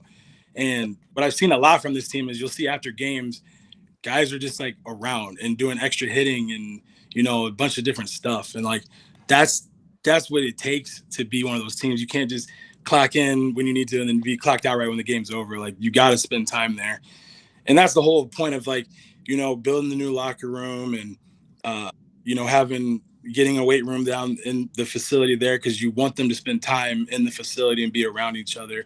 And that's something that we lost during COVID when you couldn't do that. And that's when things kind of changed, when you couldn't have that family feeling because you had to be kind of out over COVID. So we're trying to get back to that, just being around each other all the time. That's, you know, it's part of the reason why they do the Dominican Republic trip in the fall. That's part of why they do these different like camps and stuff and like just to build team camaraderie. But the vibes are good, man. It's really cool. This is a year that like I really enjoy going to work every day there. It's like they're a really good group to be around, and it's exactly what it's like when I'm with volleyball, man. Those girls love being around each other. That's why they've had so much success, man. They hang out, and when you have a team that like likes to hang out with each other, you don't let other teams.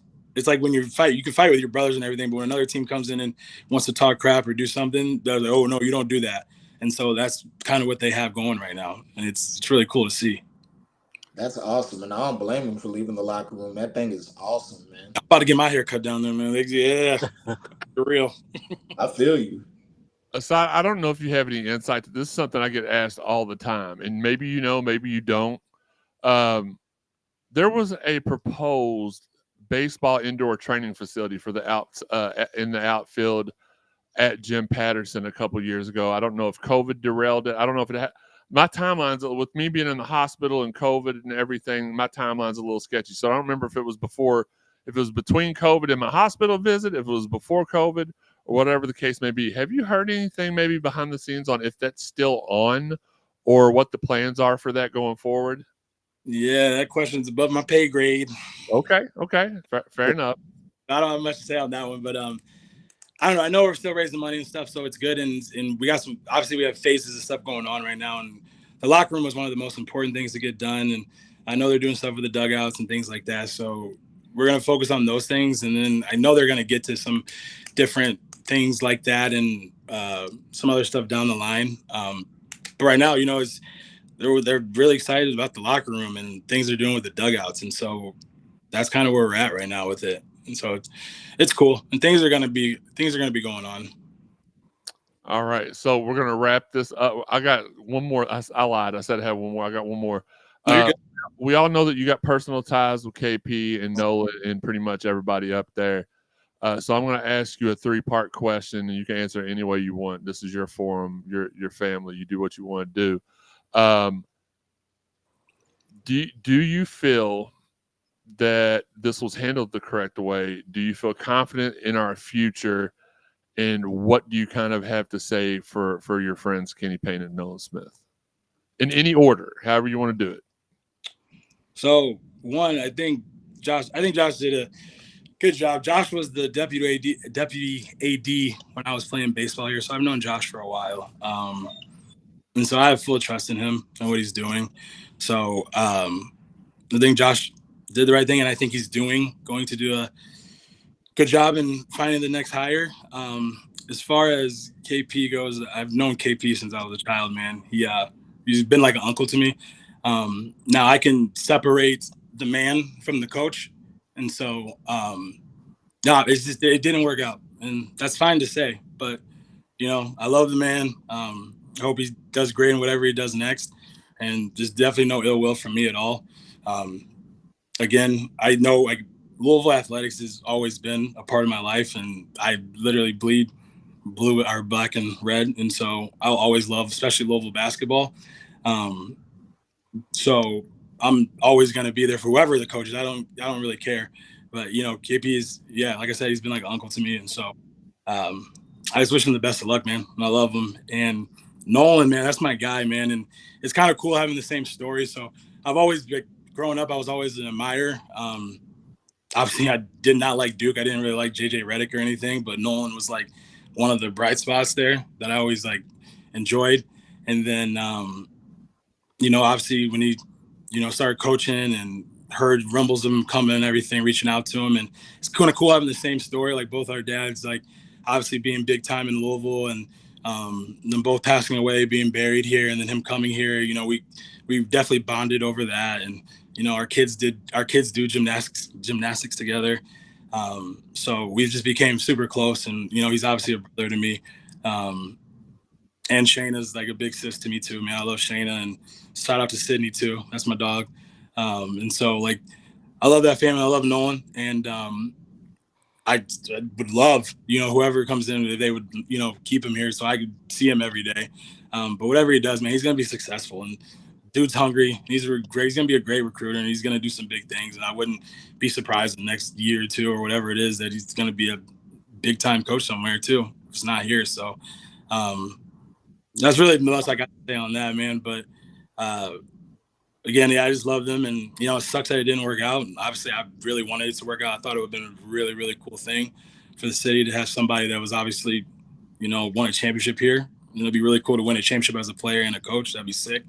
And then for Nolan to do it for his dad and for himself. So, but obviously it didn't work out, and so I'm gonna support whoever comes in here next, and we're gonna get back to doing what we do.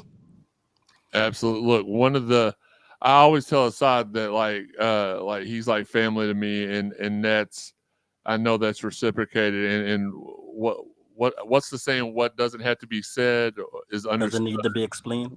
Yeah, and it's the same with, like, I know y'all are probably tired of me talking about this ad nauseum, but sometimes I have to reference it. I was laying in the hospital bed for about 3 or 4 months last year, and I was getting to a point to where I was like, I'm never going to get better. Like, it was almost the end for me multiple times during that hospital stay. And I remember waking up one day and see Nolan's little pea head walking through the door, and he was all in his little fancy, you know how Nolan is with his little purse he carries around. I'm sorry, his man sash he carries around. Merce or whatever.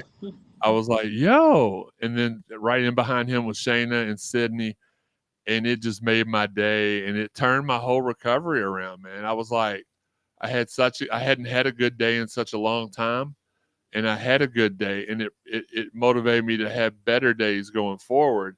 I swear I'm not crying. I'm wiping the sweat out of my eyes. And they did that. I mean, I've been close with them since they were both. I'm like 8, I think I'm 8 years older than Sydney. I'm not sure, and we won't try to put that to the test, because I don't want her to be like, Jeremy, you call me older, or Jeremy, that's too young, or whatever. How Sid is. But I remember being at the Derrick basketball shootout. Growing up, one of the biggest honors you could have in high school basketball here in Louisville was after the season to be named to the Derek Smith All-Star team. And they had 2 sets of rosters, and I was working it. I was still young, but I was talented enough to play football, but I could not play basketball worth a lick. And that's where I met them for the first time. And I think I want to say I was 15, and they were right around 7 or 8. I won't swear on the time, but from them, I had to watch them a couple times, and like the bond was set then. And then back, I want to say it was about 2011. We had talked off and on, but we started like reconnecting more consistent. They were adults. I was an adult. And then like within the last, since they've been back here, man, it's just been a whole other level. So I'm very blessed to have so many great people in my life, and their families are a reflection of that is the point I'm trying to get to, even though it's the long way. It is what it is. Assad, your family is definitely one of those. Shout out Brandon Bender said to say what's up. I know he's big bro. Yeah, big bro. Big silly bro. But no, man, we appreciate you taking the time out tonight to talk to us. Well, I get what, Sam? Go ahead. Carito asked a good question. Okay, I've not got caught up, so go ahead and ask it. Okay. Seeing that you are the videographer for the baseball team, how do you feel when you have to shoot the video and see those players put on the alley theme uniforms? Man, that's a great question, man. And that's actually something I'm hoping to talk with this group about, this baseball team about this year, man, is, when you put on the alley uniform, man, you gotta, so I take this back to, if you go back to a fight with my dad's against Ernie Terrell. So obviously my dad started with his name being Cassius Clay. And then when he changed his name to Muhammad Ali through Islam, he was getting ready for the Ernie Terrell fight, and they did the weigh-in. And for anybody that doesn't know what the weigh-in is, when the two boxers go up and you say your final weight for the fight, and it's kind of to build the buzz around the fight and whatnot.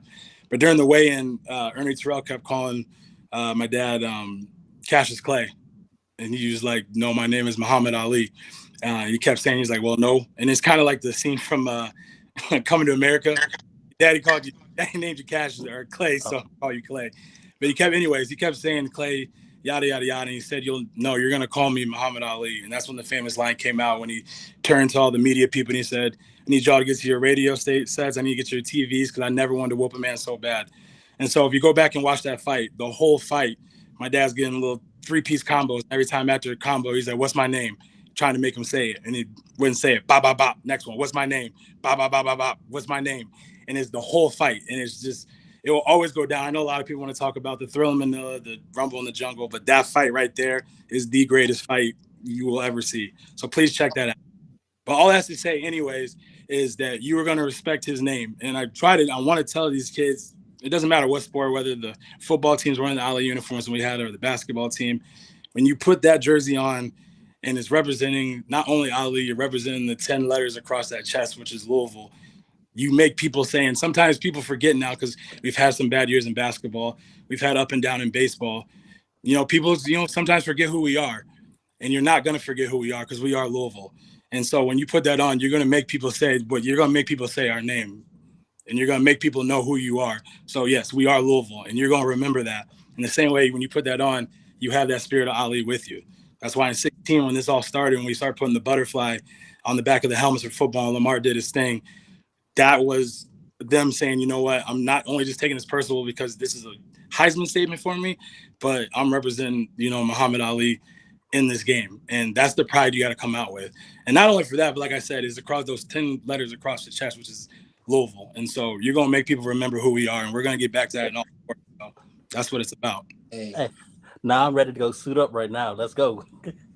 Man, only thing I got to say is watching that video when your dad slapped dude because he kept saying it. I remember watching that video as a kid, and I kept having to. I was like, where did his hand come from? Yes, I didn't see. Oh, that's all. I'm like, he's quick. Hold on, what?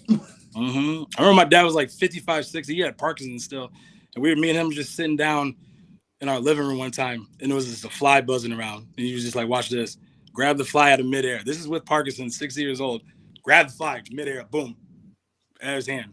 The man's always had the quickness. Yeah. Yeah. Yeah, so, my dad grew up not too far from your dad. Awesome. Yeah, my dad, he lived on Garland, and they both went to Central together too. Oh, dang. Yeah, like he told me how he used to see your dad jogging in the mornings and everything. That's dope. And I mean, I've been trying to get back and do some stuff with Central High School, man, because that's such a part of, his history that, I never want people to lose sight of. And I want those kids to know too. And it's the same way, like, have some pride when you're in there, you know. So just because you're in the West End, we're not like, hey, you're Central High School. You have some big names that came out of there. So, you know, have some pride. And so that's the same with Louisville. And like I said, we're going to get people to remember our name just like he got people to remember his name and got Ernie Terrell to remember his name. So go check out that fight, people, man. I'm telling you, you won't regret it. Absolutely. Higgy has tried to rejoin us one last time. I'm going to ask him if he has a question for you, and if he doesn't, I'm going to hang up on him. Higgy, did you have a question for Assad? No, I was going to ask him in regards to Vanderbilt, since we got that coming up today. The question is, Vanderbilt's always been our top competition throughout any non-conference schedule and everything. Who is the tough competition on the schedule this year in regards to non-conference? Is it still Vanderbilt, or will it be somebody different? You said non-conference? Yeah, non-conference. Yeah, Indiana. Indiana's good this year. But again, like whenever you're playing teams that are the rivals and like within 2 hours from you, it don't matter records at that point. Like, you know, that you just bring a different thing. That's why, you know, even though in baseball, Kentucky's been little brother to us, like it don't matter. So it's still going to be a tough game either way. And the fact that you're playing them twice, that's the only reason I'd maybe say Kentucky, just because you're going to see them twice. But Vanderbilt's always a chess match because you have two Hall of Fame coaches going against each other, and Tim Corbin and Dan, and they know they're both playing a chess match against each other. So it's like you're literally just watching these two Hall of Famers just go at it, and like in a ball game, and they think a lot alike. So it's always really cool to see that. And it's cool that we get to play on a midweek because, yeah, I would say sometimes like SEC competition, our athletes are a little different. So when you're in a midweek, it's a little different, and it's kind of like you kind of more of a level field. So then you really got to like a lot more strategy comes into it. And so every time you play against them, man, it's always going to be a fun matchup. And whether it's last year where it was, you know, they won on a one run, whatever, or the year before where we, you know, went down there and beat them 1-0 and pitched a shutout. So that's going to be a real fun, man. And I would, if you can get to that game, anybody, man, be there for that. Cause that's, I was going to say, I saw that you plan on being there because I'm planning on being there. I'm down here in Nashville now. So I'm planning on being there, ripping the cards as always. Yeah, I do not like going there because they got this Whistler and this Vanderbilt Whistler. Oh, don't get me started on him. So that's really annoying. But you know, we went to a College World Series playing down there, so there's always some good vibes. Like in 2013 when we played and went to a College World Series after beating them and striking out Yastrzemski. So got some good memories down there as well. So it's going to be a great matchup. But Indiana would be the big one, I would say. I think they're going to be pretty good. So we'll see. We'll see you in a few weeks then. Yes, sir. Drive safe, man. Yeah. Why do you never do always? Why do you do that? Every time it's showtime, you're either making a sandwich, driving, walking the dog, like doing the two-step, something like we're all. Well, tonight I'm at church with my youth group, so making sure the youth are taken care of, along with the small group as well. So I'm sorry for. I guess we'll. Yeah. At least you're doing the Lord's work. Yeah. Well, the problem is he tries to say he's doing the Lord's work at Whataburger too, so the lines are definitely blurred here. We don't know, but Assad, thank you so much for your time as always, and we'll have you back on anytime you want, man. Just hit us up. Man, absolutely, man. And again, I love what you guys do. Wes, Sam, Jeremy, Higgy, you guys are awesome, man. So love listening to you guys call what it is, and it's fun, and it's great getting a different perspective than some of these other media people. So it's really cool. So I'm always going to tune in, man. I appreciate that. And I know that my brother and Sean and Dalton are going to be sad that they missed you, but you know, that's what you get for doing being too good to do the Wednesday show and only doing the Sunday shows. So we appreciate it, man. And take care. And like I said, anytime, let us know. All right, man. Tune in this weekend, Virginia Tech. Let's get after it. Jim Patterson Stadium. This is Assad Ali. Thank you so much, brother. No problem. Be good, guys. Yep.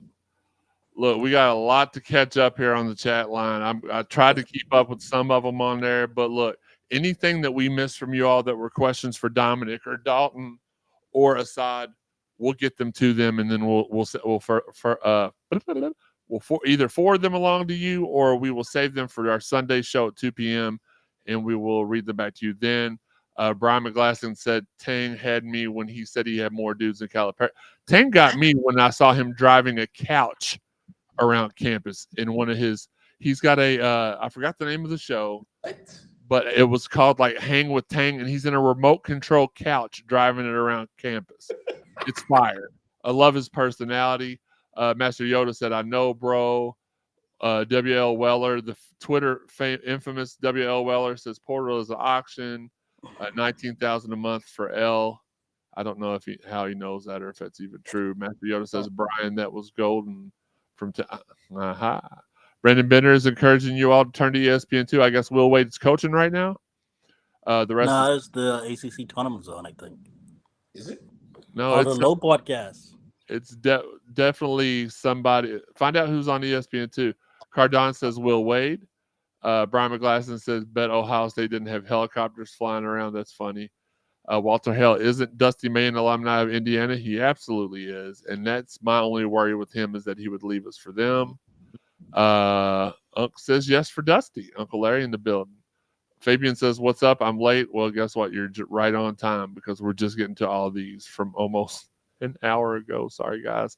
Hey, this is why Higgy should be doing these while I'm talking. The ACC tournament's on. Well, did it just start? This was an hour ago. Maybe this was on an hour ago. Syracuse and NC State.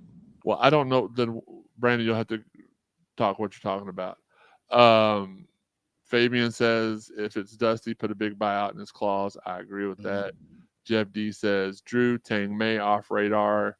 Kelsey, okay, that's interesting, from Charleston.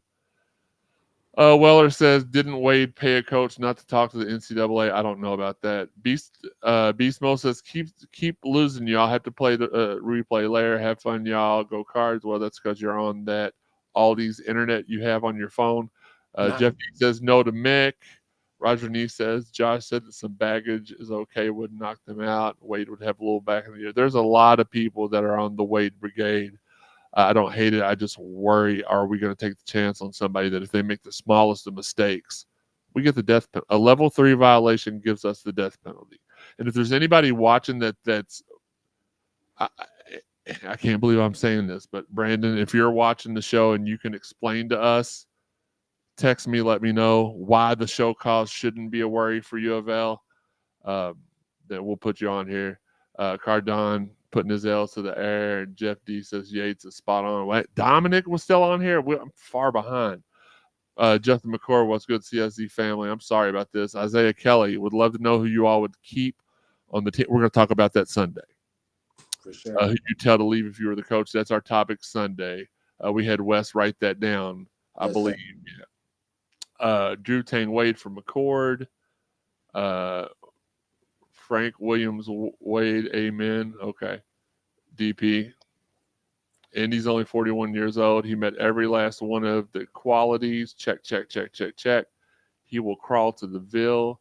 We can get him for cheap. He doesn't have to crawl. I'll go pick him up personally, says Sharon Elliott. My God. No Mick Cronin for Brian Davis. Henry Huang, the proverbial Twitter crap starter, says, I believe Will Wade will be the next coach at U of L. Okay, fair enough. Not mad at it. We're going to so here's what I'm going to do. I'm going to go through a couple more. I'm not going to read them out. I'm going to put them up. Sam, we've not heard from you. And what have any of y'all gave us your top 3 yet? I know I asked Dominic and Dalton. No. I know Sam and Wes hadn't. Sam, you go.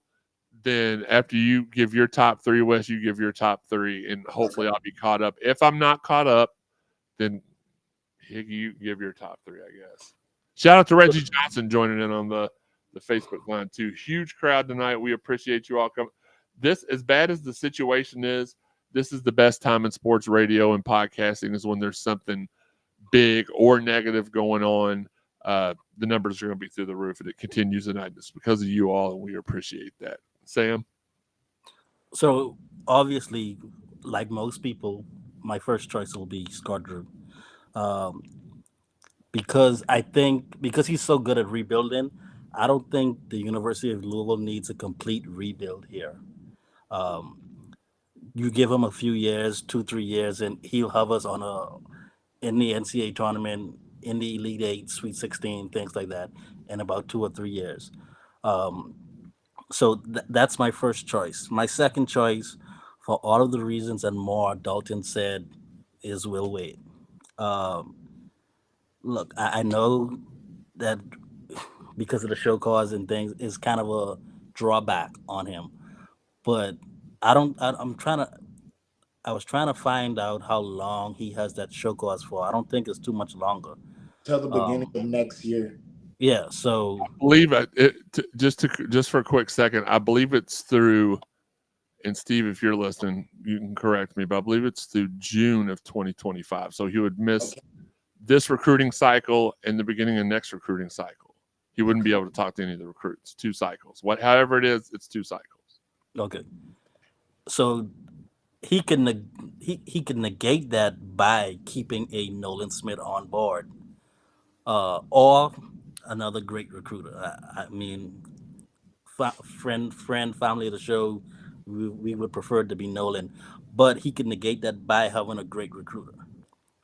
And after that, like I said, it's not that long. I mean, in recruiting wise, yes, if you miss out on a year or two, it could be the death of your program. But if you have a great recruiter, you could as an assistant coach, you can build that up too um, while you can't talk to anyone.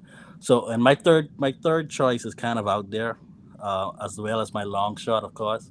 Um, my third choice would be see if Billy Donovan is interested. I know that's not gonna happen. And my fourth choice is still way out there. Mark Jackson, the man could coach. He has a family tied to the University of Louisville.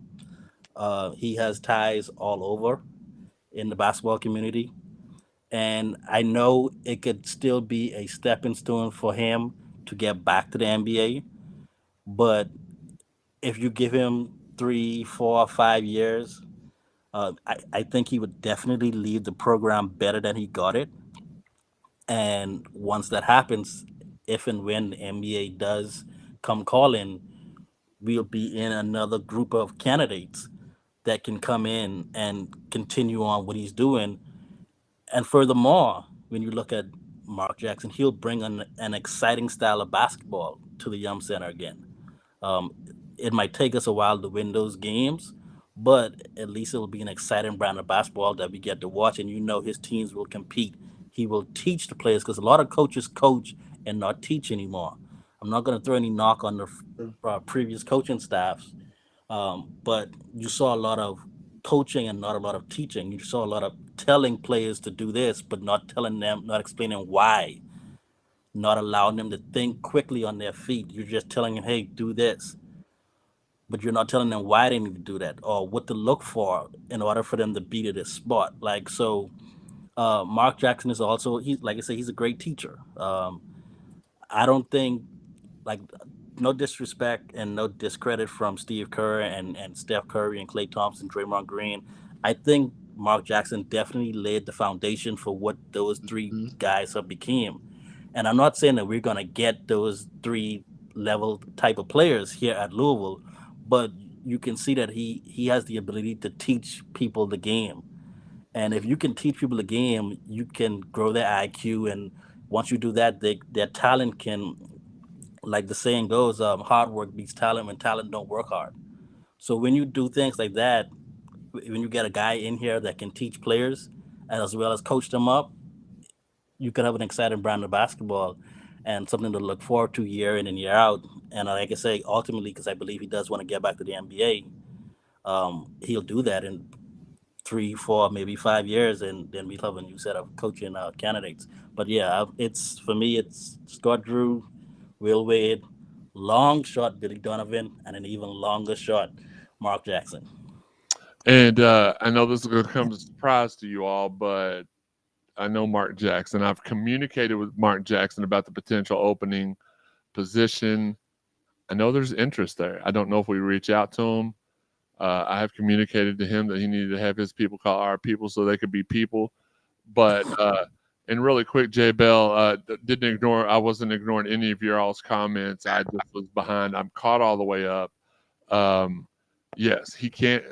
The way I think you can get around it is that you don't you don't do anything NIL. You let your assistants do the heavy lifting until June of 2025. I was correct. Thank you, WL Weller, proverbial Twitter crap starter, for putting that in the chat.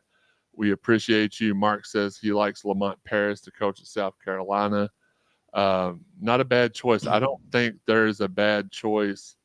And see, there you go. That's the point. Has Mark Jackson ever recruited? I keep seeing that name way too much. I don't know, but does he have to recruit if he's got a guy?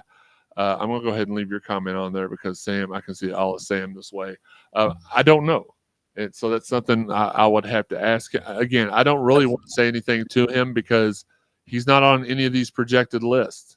So, but I will tell him to have his people call our people. But if you look at it though, JV, as a head coach, you don't have to necessarily be the main recruiter. You could be the closer. Yeah. You can let your assistants do the work, get them on campus, and once you get them on campus, you could go ahead and they could meet you personally. They could figure out your personality. They could talk basketball schemes and your plan. You don't necessarily have to be the main or lead recruiter. You just have to be able to close that recruit. And the way you close that recruit is you're genuine with them and their family.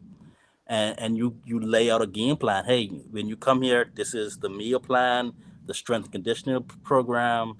This is how we're going to use you in our offense. This is the defensive system that we're going to run.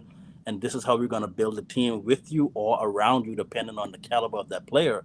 You don't have to recruit him the whole way through. That's what you have your assistants for. Because as a head coach, you have to be able to delegate.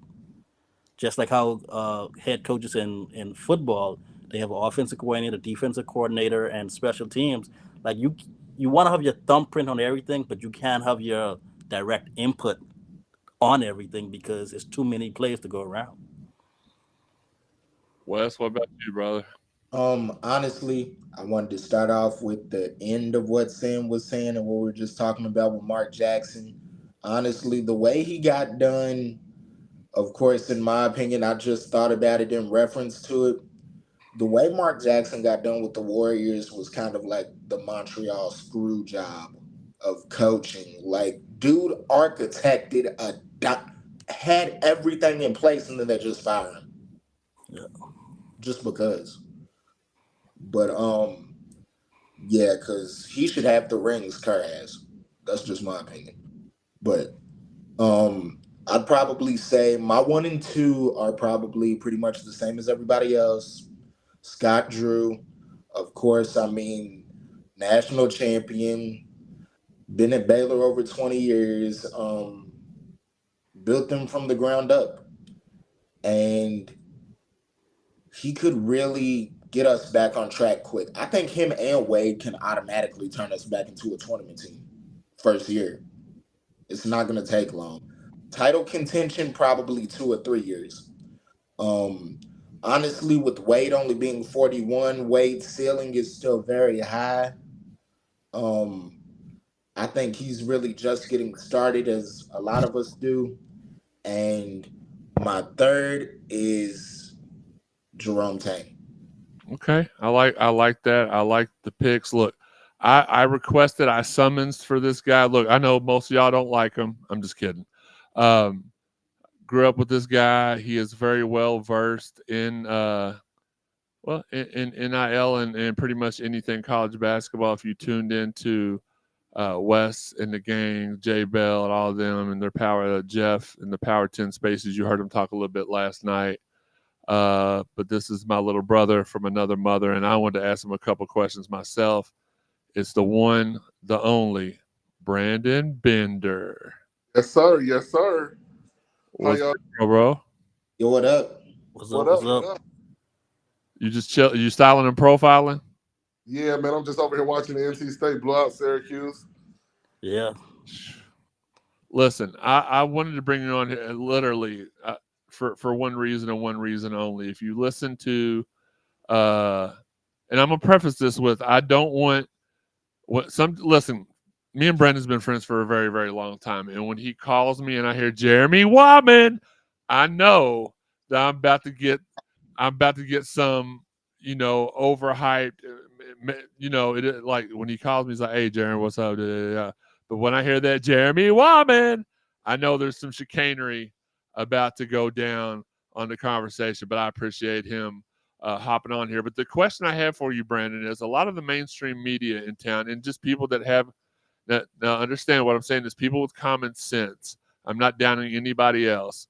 But what I'm saying is people that would just look at the X's and O's and ins and outs would say, with this next coaching search, we're going to eliminate the domestic violence guys. We're going to eliminate all the other prior problems, and we're going to eliminate Will Wade because he's got a show cause. So what I need you to do for me for the next 3 or 4 minutes before we end the show, appreciate all the people that have tuned in, especially the big spike when Brandon hopped on here with us. We appreciate that.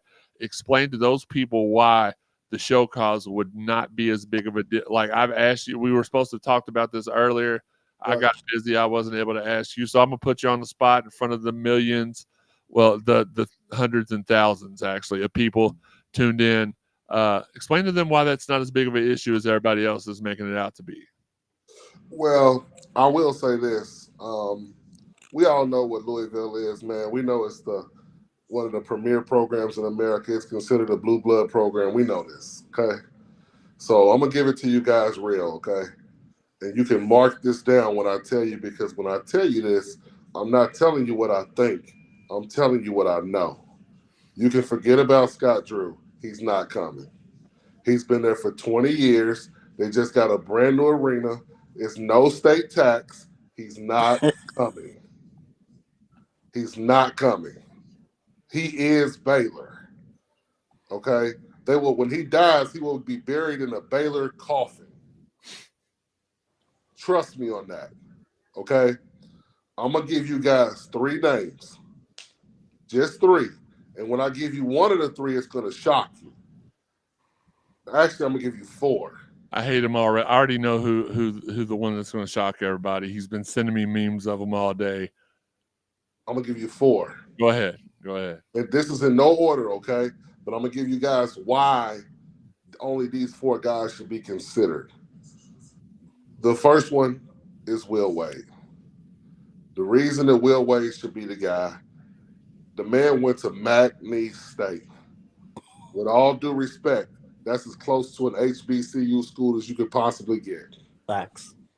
Okay? Low funding, small rural school, rural area, went 30-3, went 18-1 in the conference, got an automatic bid to the NCAA tournament in year 1. And look at McNeese State's record last year. Mm-hmm. It was horrendous. So you mean to tell me if Louisville is ballsy, you got to be ballsy enough to say, you know what? I'm going to look past the NCAA stuff, because the show cause, all that means is he can't go outside of campus to recruit for 1 more year.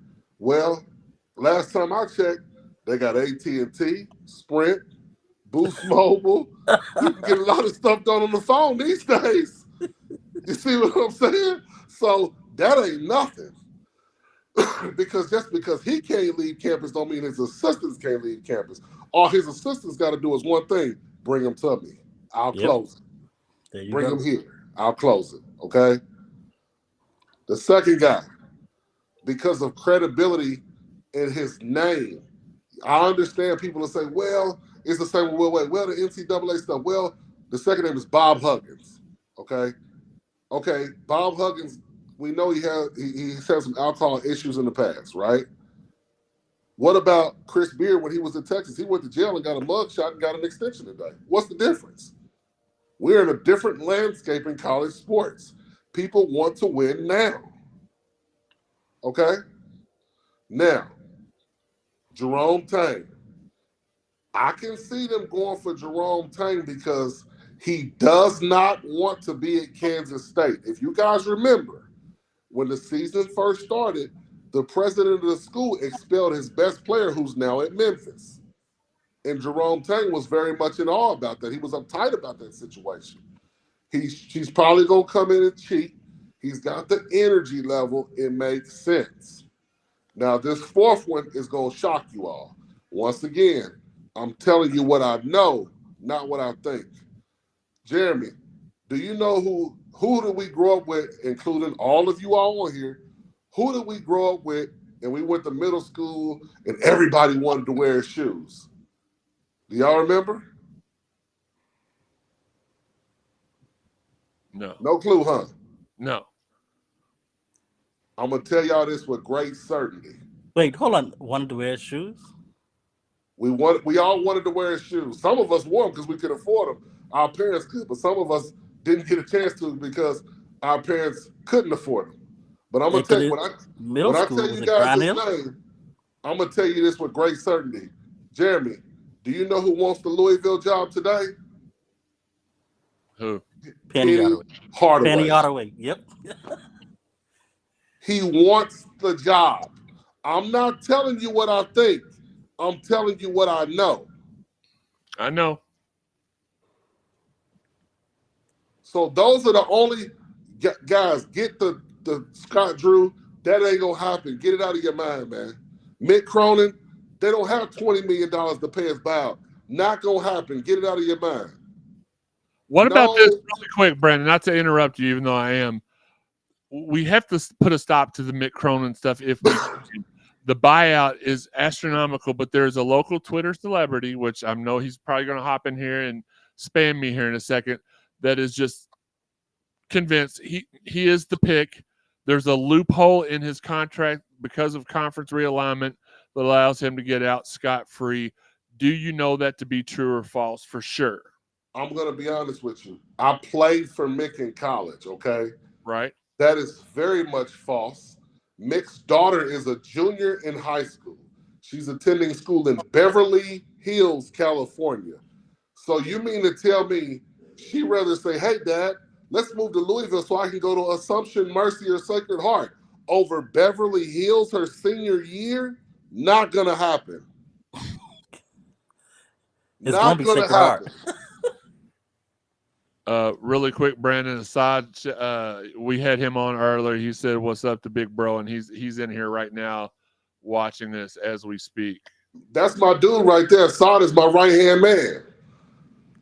Just so many people. Look, and Brandon, you know that I joke with you all the time. We'll have conversations when you're like, prior to KP, where you'd be like, what do I got to do to get Louisville fans back on board with me? I don't think you've ever been off board with us. I think there was a period of time that was cloudy because you weren't on the team anymore, and then people thought you had a vendetta against Rick P. And then after that was over with, it seemed like you become way more active, supporting and touting Louisville basketball. So I don't know, but what I do know is that I grew up with you. You're an outstanding person. I've had people even in the last couple of days that don't know that I know you as well as I do that are like, Brandon's full of this, full of that. I was like, well, you can say what you want to about him. And I'll say that about your mom. No, I didn't say that. I'll say, dude has only, in everything he has ever told me, only been wrong 2 times, and neither one of them were things that he could control. Shabazz, was it Napier? Yep, Shabazz. No, Shabazz Muhammad. Muhammad, yeah, I knew it was one of the Shabazz. Like, we thought for sure he was going to what? Right. Where do we think he was going? Was it Louisville or Kentucky? One of the two. Kentucky. You thought he was going to Kentucky? Yep. He committed to UConn, correct? No, UCLA. Yeah. Because he committed to Ben Howland. And then the second one was the Carter Knox thing. And that was a situation where if Kenny was the coach today, if Josh Herdt committed to bringing Kenny back, Carter Knox would have been a Louisville Cardinal. But I just will say this. I'm not like everybody else. I love Kenny Payne. I appreciate everything, the sweat equity he tried to do to turn this thing the best he could. I understand the fans' frustration. I understand we're in a microwave society where you got to win now. I get it. You know what I mean? And KP's going to be fine. Whatever he decides to do next, he's going to be fine. I still respect him. I still love him. I'm still going to do everything I can to help him. And I just wish the only one thing I can say about Louisville fans, I wish they gave him a better, and I get the frustration, but I wish they gave him a better exit the way people have tried to handle and treat him and talk about him. I'm just like, wait a minute. This man won a national championship here. You going to do him like that? Okay, I get it. You may not want him to be your coach. That's fine. But don't do him like that. Because remember, the AAU directors and the recruits, they're watching. It's like they only look at him as a coach and they forgot him as a man and as a former player. Like, you can't do that. Yeah, and he's got kids, man. His kids got to see this stuff. So you already okay? They already let him go. His family's got to deal with that. Come on, man. Let's have some respect for the man as a man. Absolutely. We got a viewer comment for you. Brian Davis wanted to know if your son is still at DeSales. No, he's we were at DeSales, and the coaches are great. The school is great. It's just driving 45 minutes to drop your kid off at school every day and picking him up was just too much for me. So he's now at Fern Creek. Absolutely, and I knew that. I just he wanted to ask you the question. Thanks, Brandon. I've argued too. We don't put the other host in the city's name in here because we don't like to try to start stuff with other people. That's just how I do things. And then finally, Brandon, before we let you go, WL Weller wants to know what's the deal with Louisville and Nike / and Adidas. Well, I just wanted to know, does that make as big of a difference with us getting recruits as everybody makes it out to be? Somewhat, yes, but nowadays it's really about the NIL. But a lot of the times, man, when I'm talking to, because I'm involved in AAU at a high level, I have some of the top young kids in America. I'm their guardian. I'm their mentor. Some of these AAU directors, people look at Nike as the cream of the crop. But nowadays it's about NIL. And, Puma is making a big push now too because they now have a high school circuit like Nike and Adidas and Under Armour do. Yeah. And it's been a lot of NBA players who now have Puma teams. So it's really about the NIL. I mean, I'll be honest with you. People don't look at NC State and Louisville as the first choice with Adidas. It's normally Kansas because, they've got so much money and resources out there. And, obviously Dr. Naismith and all that. So they kind of get away with it more than Louisville and the NC State. I'm not comparing NC State to Louisville. I'm just giving you guys Adidas schools like Miami. Those guys tend to get away. Kansas gets away with it more because of the tradition. And people are like, well, it's Kansas, So, yeah. I agree with this last comment. I'm going to take it one step after Fabian says Adidas doesn't support the schools enough. I would say they give the schools a lot of money, but then they don't back it up. They don't do the stuff that it takes. Adidas stopped supporting the schools when Uncle Sonny Vaccaro retired. Right. When Sonny Vaccaro was involved and Chris Rivers was involved and Darren Kalish, and we got a local guy in town named Chris Vance. When those guys were involved with Adidas, that's when the big time players was like, okay, we can. Adidas was bigger than Nike at one time, as far as an AAU and ABCD camp and stuff like that. That's what guys don't know. Louisville as a whole has had more players from the Adidas tree than they have the Nike tree from even when Coach Crum was here coaching when they wore Converse. Right. Okay, and yes, that is the brand. I don't know why our nameplates aren't showing up like they normally are. I apologize for that. Brandon, thank you so much for hopping on and explaining that. I knew if I had an expert that knew how to explain off the show cause, it would be you. I appreciate it. We got probably about 15 more minutes. We're going to have Dan Furman from the 502 Circle hop on with us for a quick second here next. Again, Brandon, thank you for your time, and I appreciate you. I appreciate you guys. Have a good one. Absolutely. All right. All right. Well, so far we have had a all-star. This is what we normally. This is normally a Cardinal Sports Zone format show. We have on star after star after star after star. And we are going to keep it going. I'm sending the bat signal out to Dan. He was just on LSL a little bit ago, and he's going to join us here in a second. Do want to talk about something a little bit. While we were on the show, there has been so Sam's only here with us for about a few more minutes. I don't know if I want to talk about this tonight or if I want to save it for Sunday, but there have been some reports released in Eric Crawford. We'll just put it this way. Read Eric Crawford's article. There were some false things that were put out that came from Kenny Payne trying to make this a messy divorce as it pertains to Nolan. And Nolan texted me 3 minutes ago. He said to tell everybody how much he loves and appreciates you all and your support.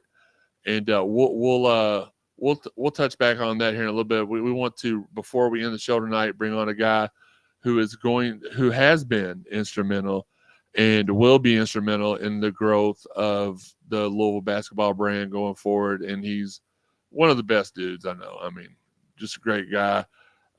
It's the president of the 502 Circle. It's my guy, Dan Furman. Dan, what's good, man? What's going on, guys? Y'all doing all right? Absolutely. It was good to see you. Y'all are working the night shift. I love it. Yeah, this is working hard. This is the best / worst time for Louisville sports radio is when there's something really good going on or something going on. And right now we're kind of in. It was good to see you in all the photo ops though from DC this past week. I was like, it was fun, man. It was fun. They should have kept me out of the camera. Those other guys are the highlight, man. Get Walls and Brom and Dudas was up there, so we had fun. And man, it was a great trip. I wish the outcome was a little different, but those guys. I mean, we had some guys go off, man. It was fun to watch Sky do it up, and it played with some tenacity. So it was fun, man. I would venture. This is just a guess, and I don't remember. Me and Steve Rummage was talking about this earlier. I know that Trey White had a game earlier in the season where he went for 30, but I think Sky had the season. Was Sky's? He had 36. Was that the season high for any Cardinal this year? Yep. Okay. There was a game earlier in the year. Mike went off. How many did he have? He had like 25 one night, I think, maybe at Miami or something. Yeah, he had a big game in Miami. But Trey had one. There was this. Me and Steve were talking. We were pretty sure it was Trey that went over 30 earlier in the year. Y'all in the text line, y'all can let us know. We're doing a show here. Y'all look it up. I love it. Yeah, we're as fans. Well, let's take the radio hats off per se. As fans, we've been in quite the turmoil for the last 9 years. It's like a bad relationship that you went out of, but you don't want to leave because you've been around them for so long, and you just want things to get better. And we want things to get better. And a big component of that, as we said earlier in the show, make sure you get to 502. Is it 502circle.com? You got it. 502circle.com. Make sure you join, man. It's so important. They've got $25 memberships that get you. You're supporting the athletes. Dan, I'll let you go ahead. I mean, you're the expert at this. Go ahead and let them know what they get for that $25 and what else. Man, there's a ton of access, man. I mean, one thing that we pride ourselves on at 502 Circle is we're going to over deliver. So you're going to get 10% off our merch on the website. There's going to be opportunities for events that we've got coming up here, especially. Look, man, now's the time. There's going to be a lot of exclusivity going on. So get your $25 membership now, because you're going to wish you had it here in about 2-3 weeks when this thing really gets rolling. So there's going to be exclusivity on that side. There's some events that we're planning around the spring game. Some things that we've got going on there. We've got some really cool things that we're rolling out here on April 1 in tandem with the department. And man, it's just going to be a lot of fun. I mean, listen, the crazy thing is a lot of times it gets lost in the fact, and I just want our fans to know this, man. I'm a fan just like all of you guys, and it's tough, man. And you see the toll it takes on Josh, and we're all here to win national championships. And I think when we wake up in the morning, that's what gets all of us going, is finding ways to give our athletes and our coaches an advantage to go do that.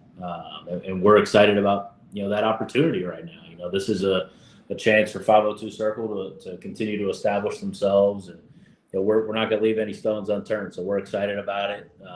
There's a lot of work to do. We know it's going to be exhausting, but it's kind of showtime for us in our business. Nobody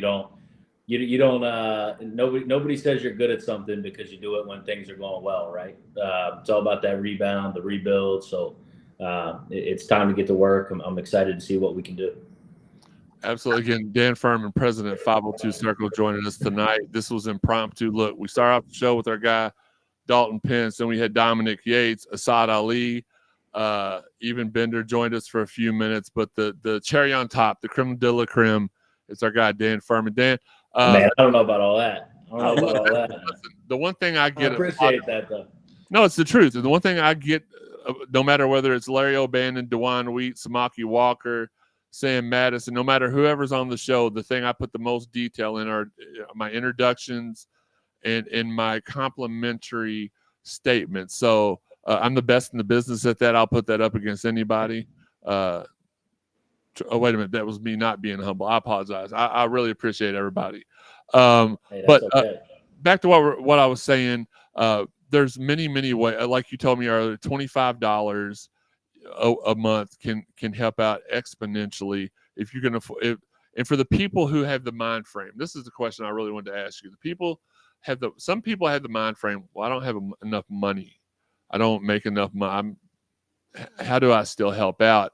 I think what they're failing to realize is that even if it's $5 a month, $10 a month, it adds up. Anything you can do, like we look at it, man, and we've got, over, I think the numbers are crazy, man. But how many seats you got in Cardinal Stadium, right? 62,000-ish. Yeah. The Yum Center's got 22,000 seats. Like, if we take those season ticket holders and those people that are going to those games, and we all chip in and find a way to make this thing competitive and get us to the top, like, and it takes a village. And U of L has always prided themselves on being great because of the city, right? There's a banner on the side of the football stadium for a reason, right? That talks about it being a college city. And that's an opportunity for us to continue to grow and put our athletes in situations to have success, here in a place where we've got over 1 million people in a huge metro area, right? So, let's get creative. Let's band together, do it as a group. Everybody wants to cut those nets down again, man. And everybody wants to be standing on stage for a college football championship win. It's just, those are the things that we're all striving for. I would challenge, there's a lot of people that, right, like there's a lot of fans who aren't necessarily as interested in football and men's basketball as they are in women's basketball and volleyball or baseball, right? Like, but at the end of the day, NIL is taking over the game in college athletics, right? It's similar to what we used to raise money for on the facilities side, or we used to build these unbelievable locker rooms to recruit and retain athletes. Well, now we're just doing it in a little bit of a different way. And at the end of the day, we're still doing the same thing we always have, right? And that's putting Louisville in a situation to have success. And anything that we can do to get there.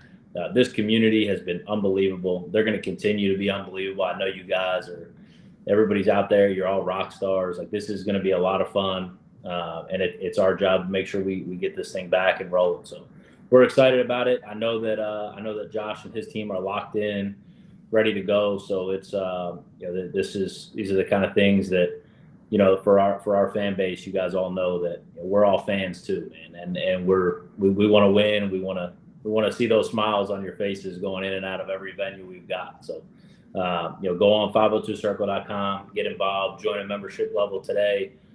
Let's keep this thing rolling. Absolutely. And oddly, some people call it a fun fact. I'll call it an odd fact.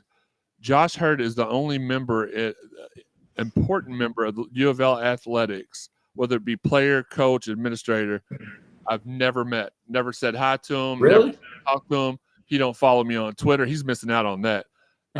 It's not. I think it was just like poor timing with my dad being in the hospital when he was first introduced, and then me being and all that stuff.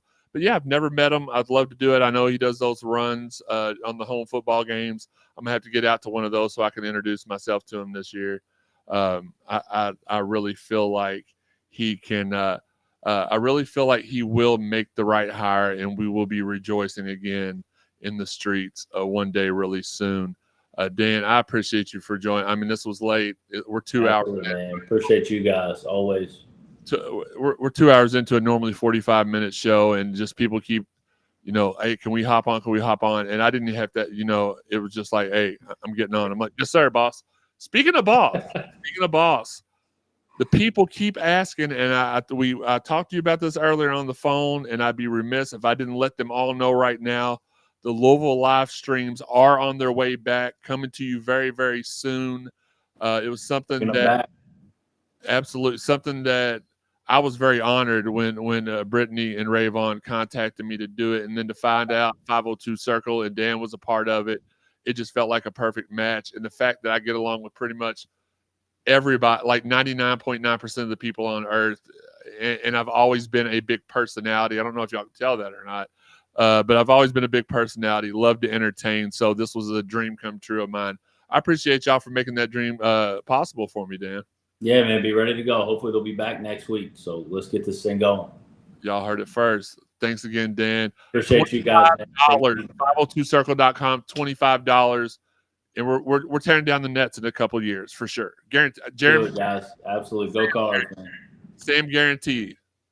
I'll just throw it off on him in case I'm wrong. It's going to be soon, though. I promise. Let's go. Come on. You can throw it on me. Let's go. Let's go. All right. Thank you, Dan. I love it. Take care, guys. Go Cards. Yes, sir. Dan Furman, president, 502 Circle. Gosh, man, this has been a night. I feel like we all put in that work. Just to finish up the conversation. There's a bunch of stuff. Again, brother to brother, what's up, my guy? W.O. Weller says, have the city put an NIL tax in the downtown district. I mean, it may or may not be a horrible idea. Sam, I know you need to hop off here really quick. That idea would be great for, especially with all the folks up the road, fans that we have living in the city of Louisville. Yeah. Jack it up when it comes to, speaking of, if you're downtown Louisville, make sure you head to Bare Nose on Market. Great food. We had a party this past Saturday.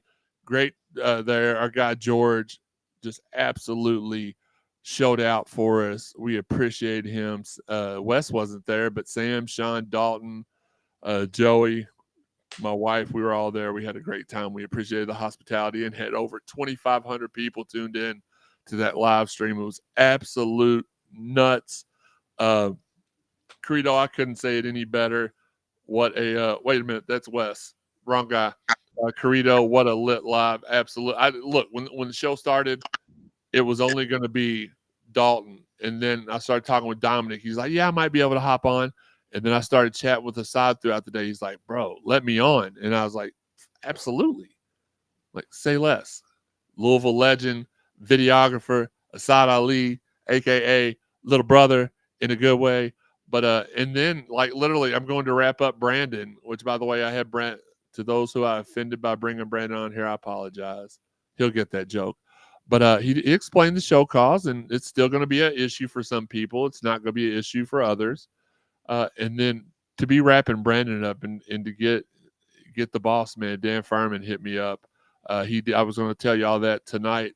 It's on my little chalkboard in front of me. He did confirm season 2 of the Louisville live streams will reconvene. Well, he told me really soon. He just told y'all next week. So I'm down for it. I always like it when I hear that little noise on my phone that's like cling cling, and then I look down. It's like there's been a deposit made. I love that. So let's keep season 2. Demand it, ask for it, request it. We appreciate it.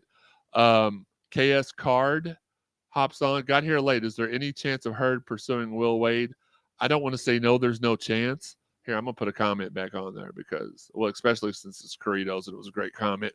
And for some reason, it's cutting half Sam's face on because of the overlay. Brian McGlasson says the show cause isn't an issue. He just wants Scott Drew. Fair enough. We covered a little bit of everything here tonight. Sam will have his weekly women's basketball. But will you be able to tell everybody who we're playing in the NCAA tournament on Sunday when we come to them live, or will it be later that night it's announced? It's later that night, but right now we are projected as a 6 seed in the New Albany 1 region, where South Carolina is the number 1 overall seed. In the New Albany region, New Albany got a whole region. I think they always do. New Albany, Indiana. No, hold on. You mean Albany, New York? Yeah, sorry. I don't know why I keep saying New Albany. My bad. I did that last time too. Yeah, you're right. It's Albany. I don't know why I said New Albany.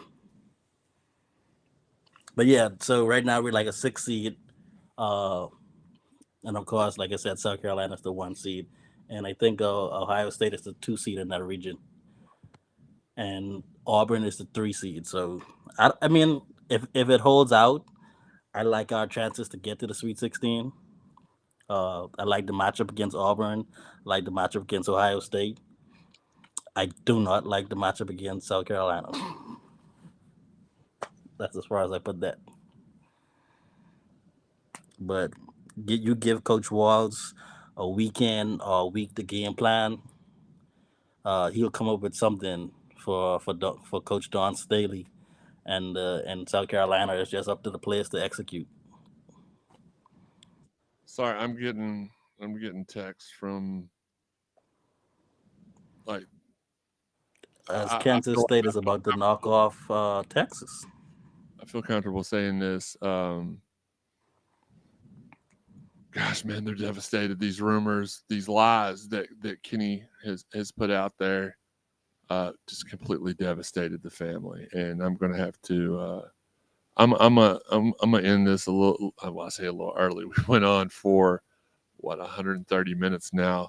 I have to hop off here to talk with them. They're all heartbroken, man, and you understand why they would be heartbroken. Yeah, and make sure you all could. I put out, and again, I put out. We'll close with this, and then I'll get y'all's final thoughts. My final thoughts are this: put out a tweet last night thanking Nolan for everything he tried to do here, and the operative word there is tried. And I had a couple of people whose responses were like, "You're just clout chasing." No, I wanted Nolan and Sydney and Shayna and Monica to see the love that they thought didn't exist out there in the Twitter world. They obviously saw it. They appreciated it. That's not why I did it. I didn't do it for any acknowledgement. I didn't go to them and say, "Acknowledge me." I just did it out of the goodness of my heart, and they appreciated it, and it did make them really happy. But make sure before you rush to judgment, and I know the hot thing to do is to be negative and to rush to a negative judgment. The things in that article are not true. I'm not saying that Eric Crawford is lying. I'm saying that whoever told him that Nolan leaked that news is lying. And I'll put my career on it. The family's just torn to pieces about it. Yeah, Marley, exactly. That's my. I will say this, and about since I got out of the hospital, I have gained a new wave of supporters, and about half of them have been positive, and half of them have been the absolute worst people on earth, and they don't believe. They'll sit here and say, "Oh, you don't know them," even though there's pictures of me with the family, like I'm holding their kids. They wouldn't just let anybody hold their like.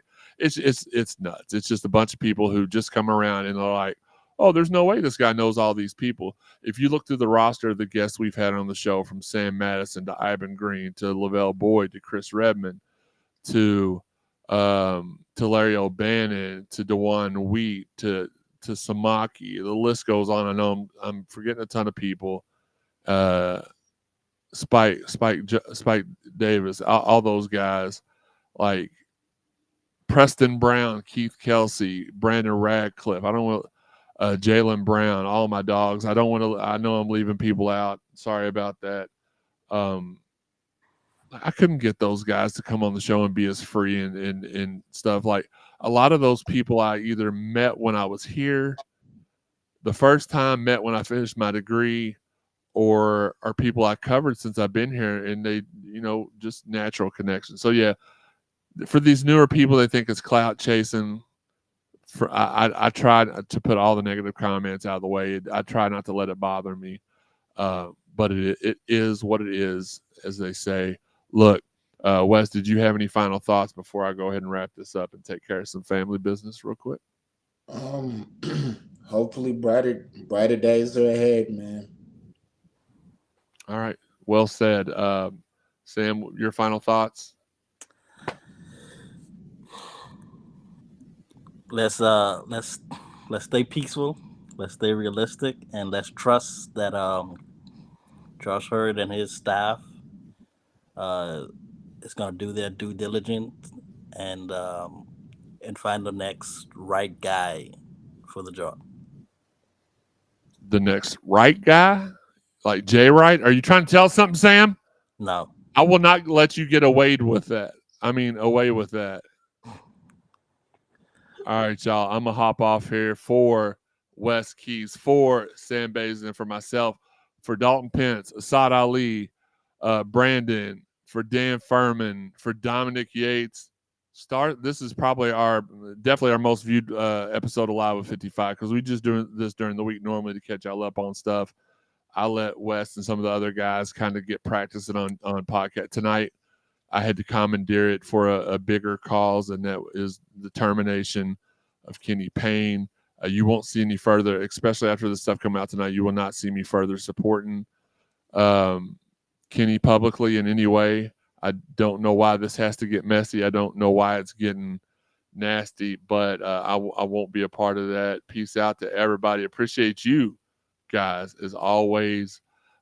Sunday, probably don't have any guests left. We ran through all of them tonight. Sunday, it'll just be our bright, shining, beautiful faces. We'll come to you at 2 p.m. And yeah, we appreciate y'all. Thanks for making this a record night for us. We'll get back to us on Sunday. We'll have some more good content for you.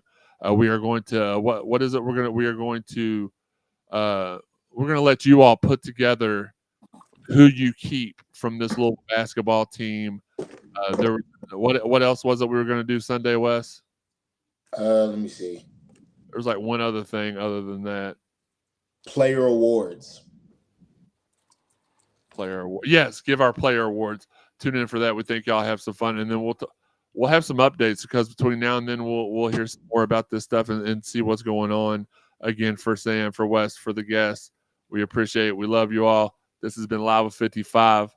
I said it wrong last week, but it is a subsidiary of the Cardinal Sports Zone Podcast Network. We're out. Sean, hit the video.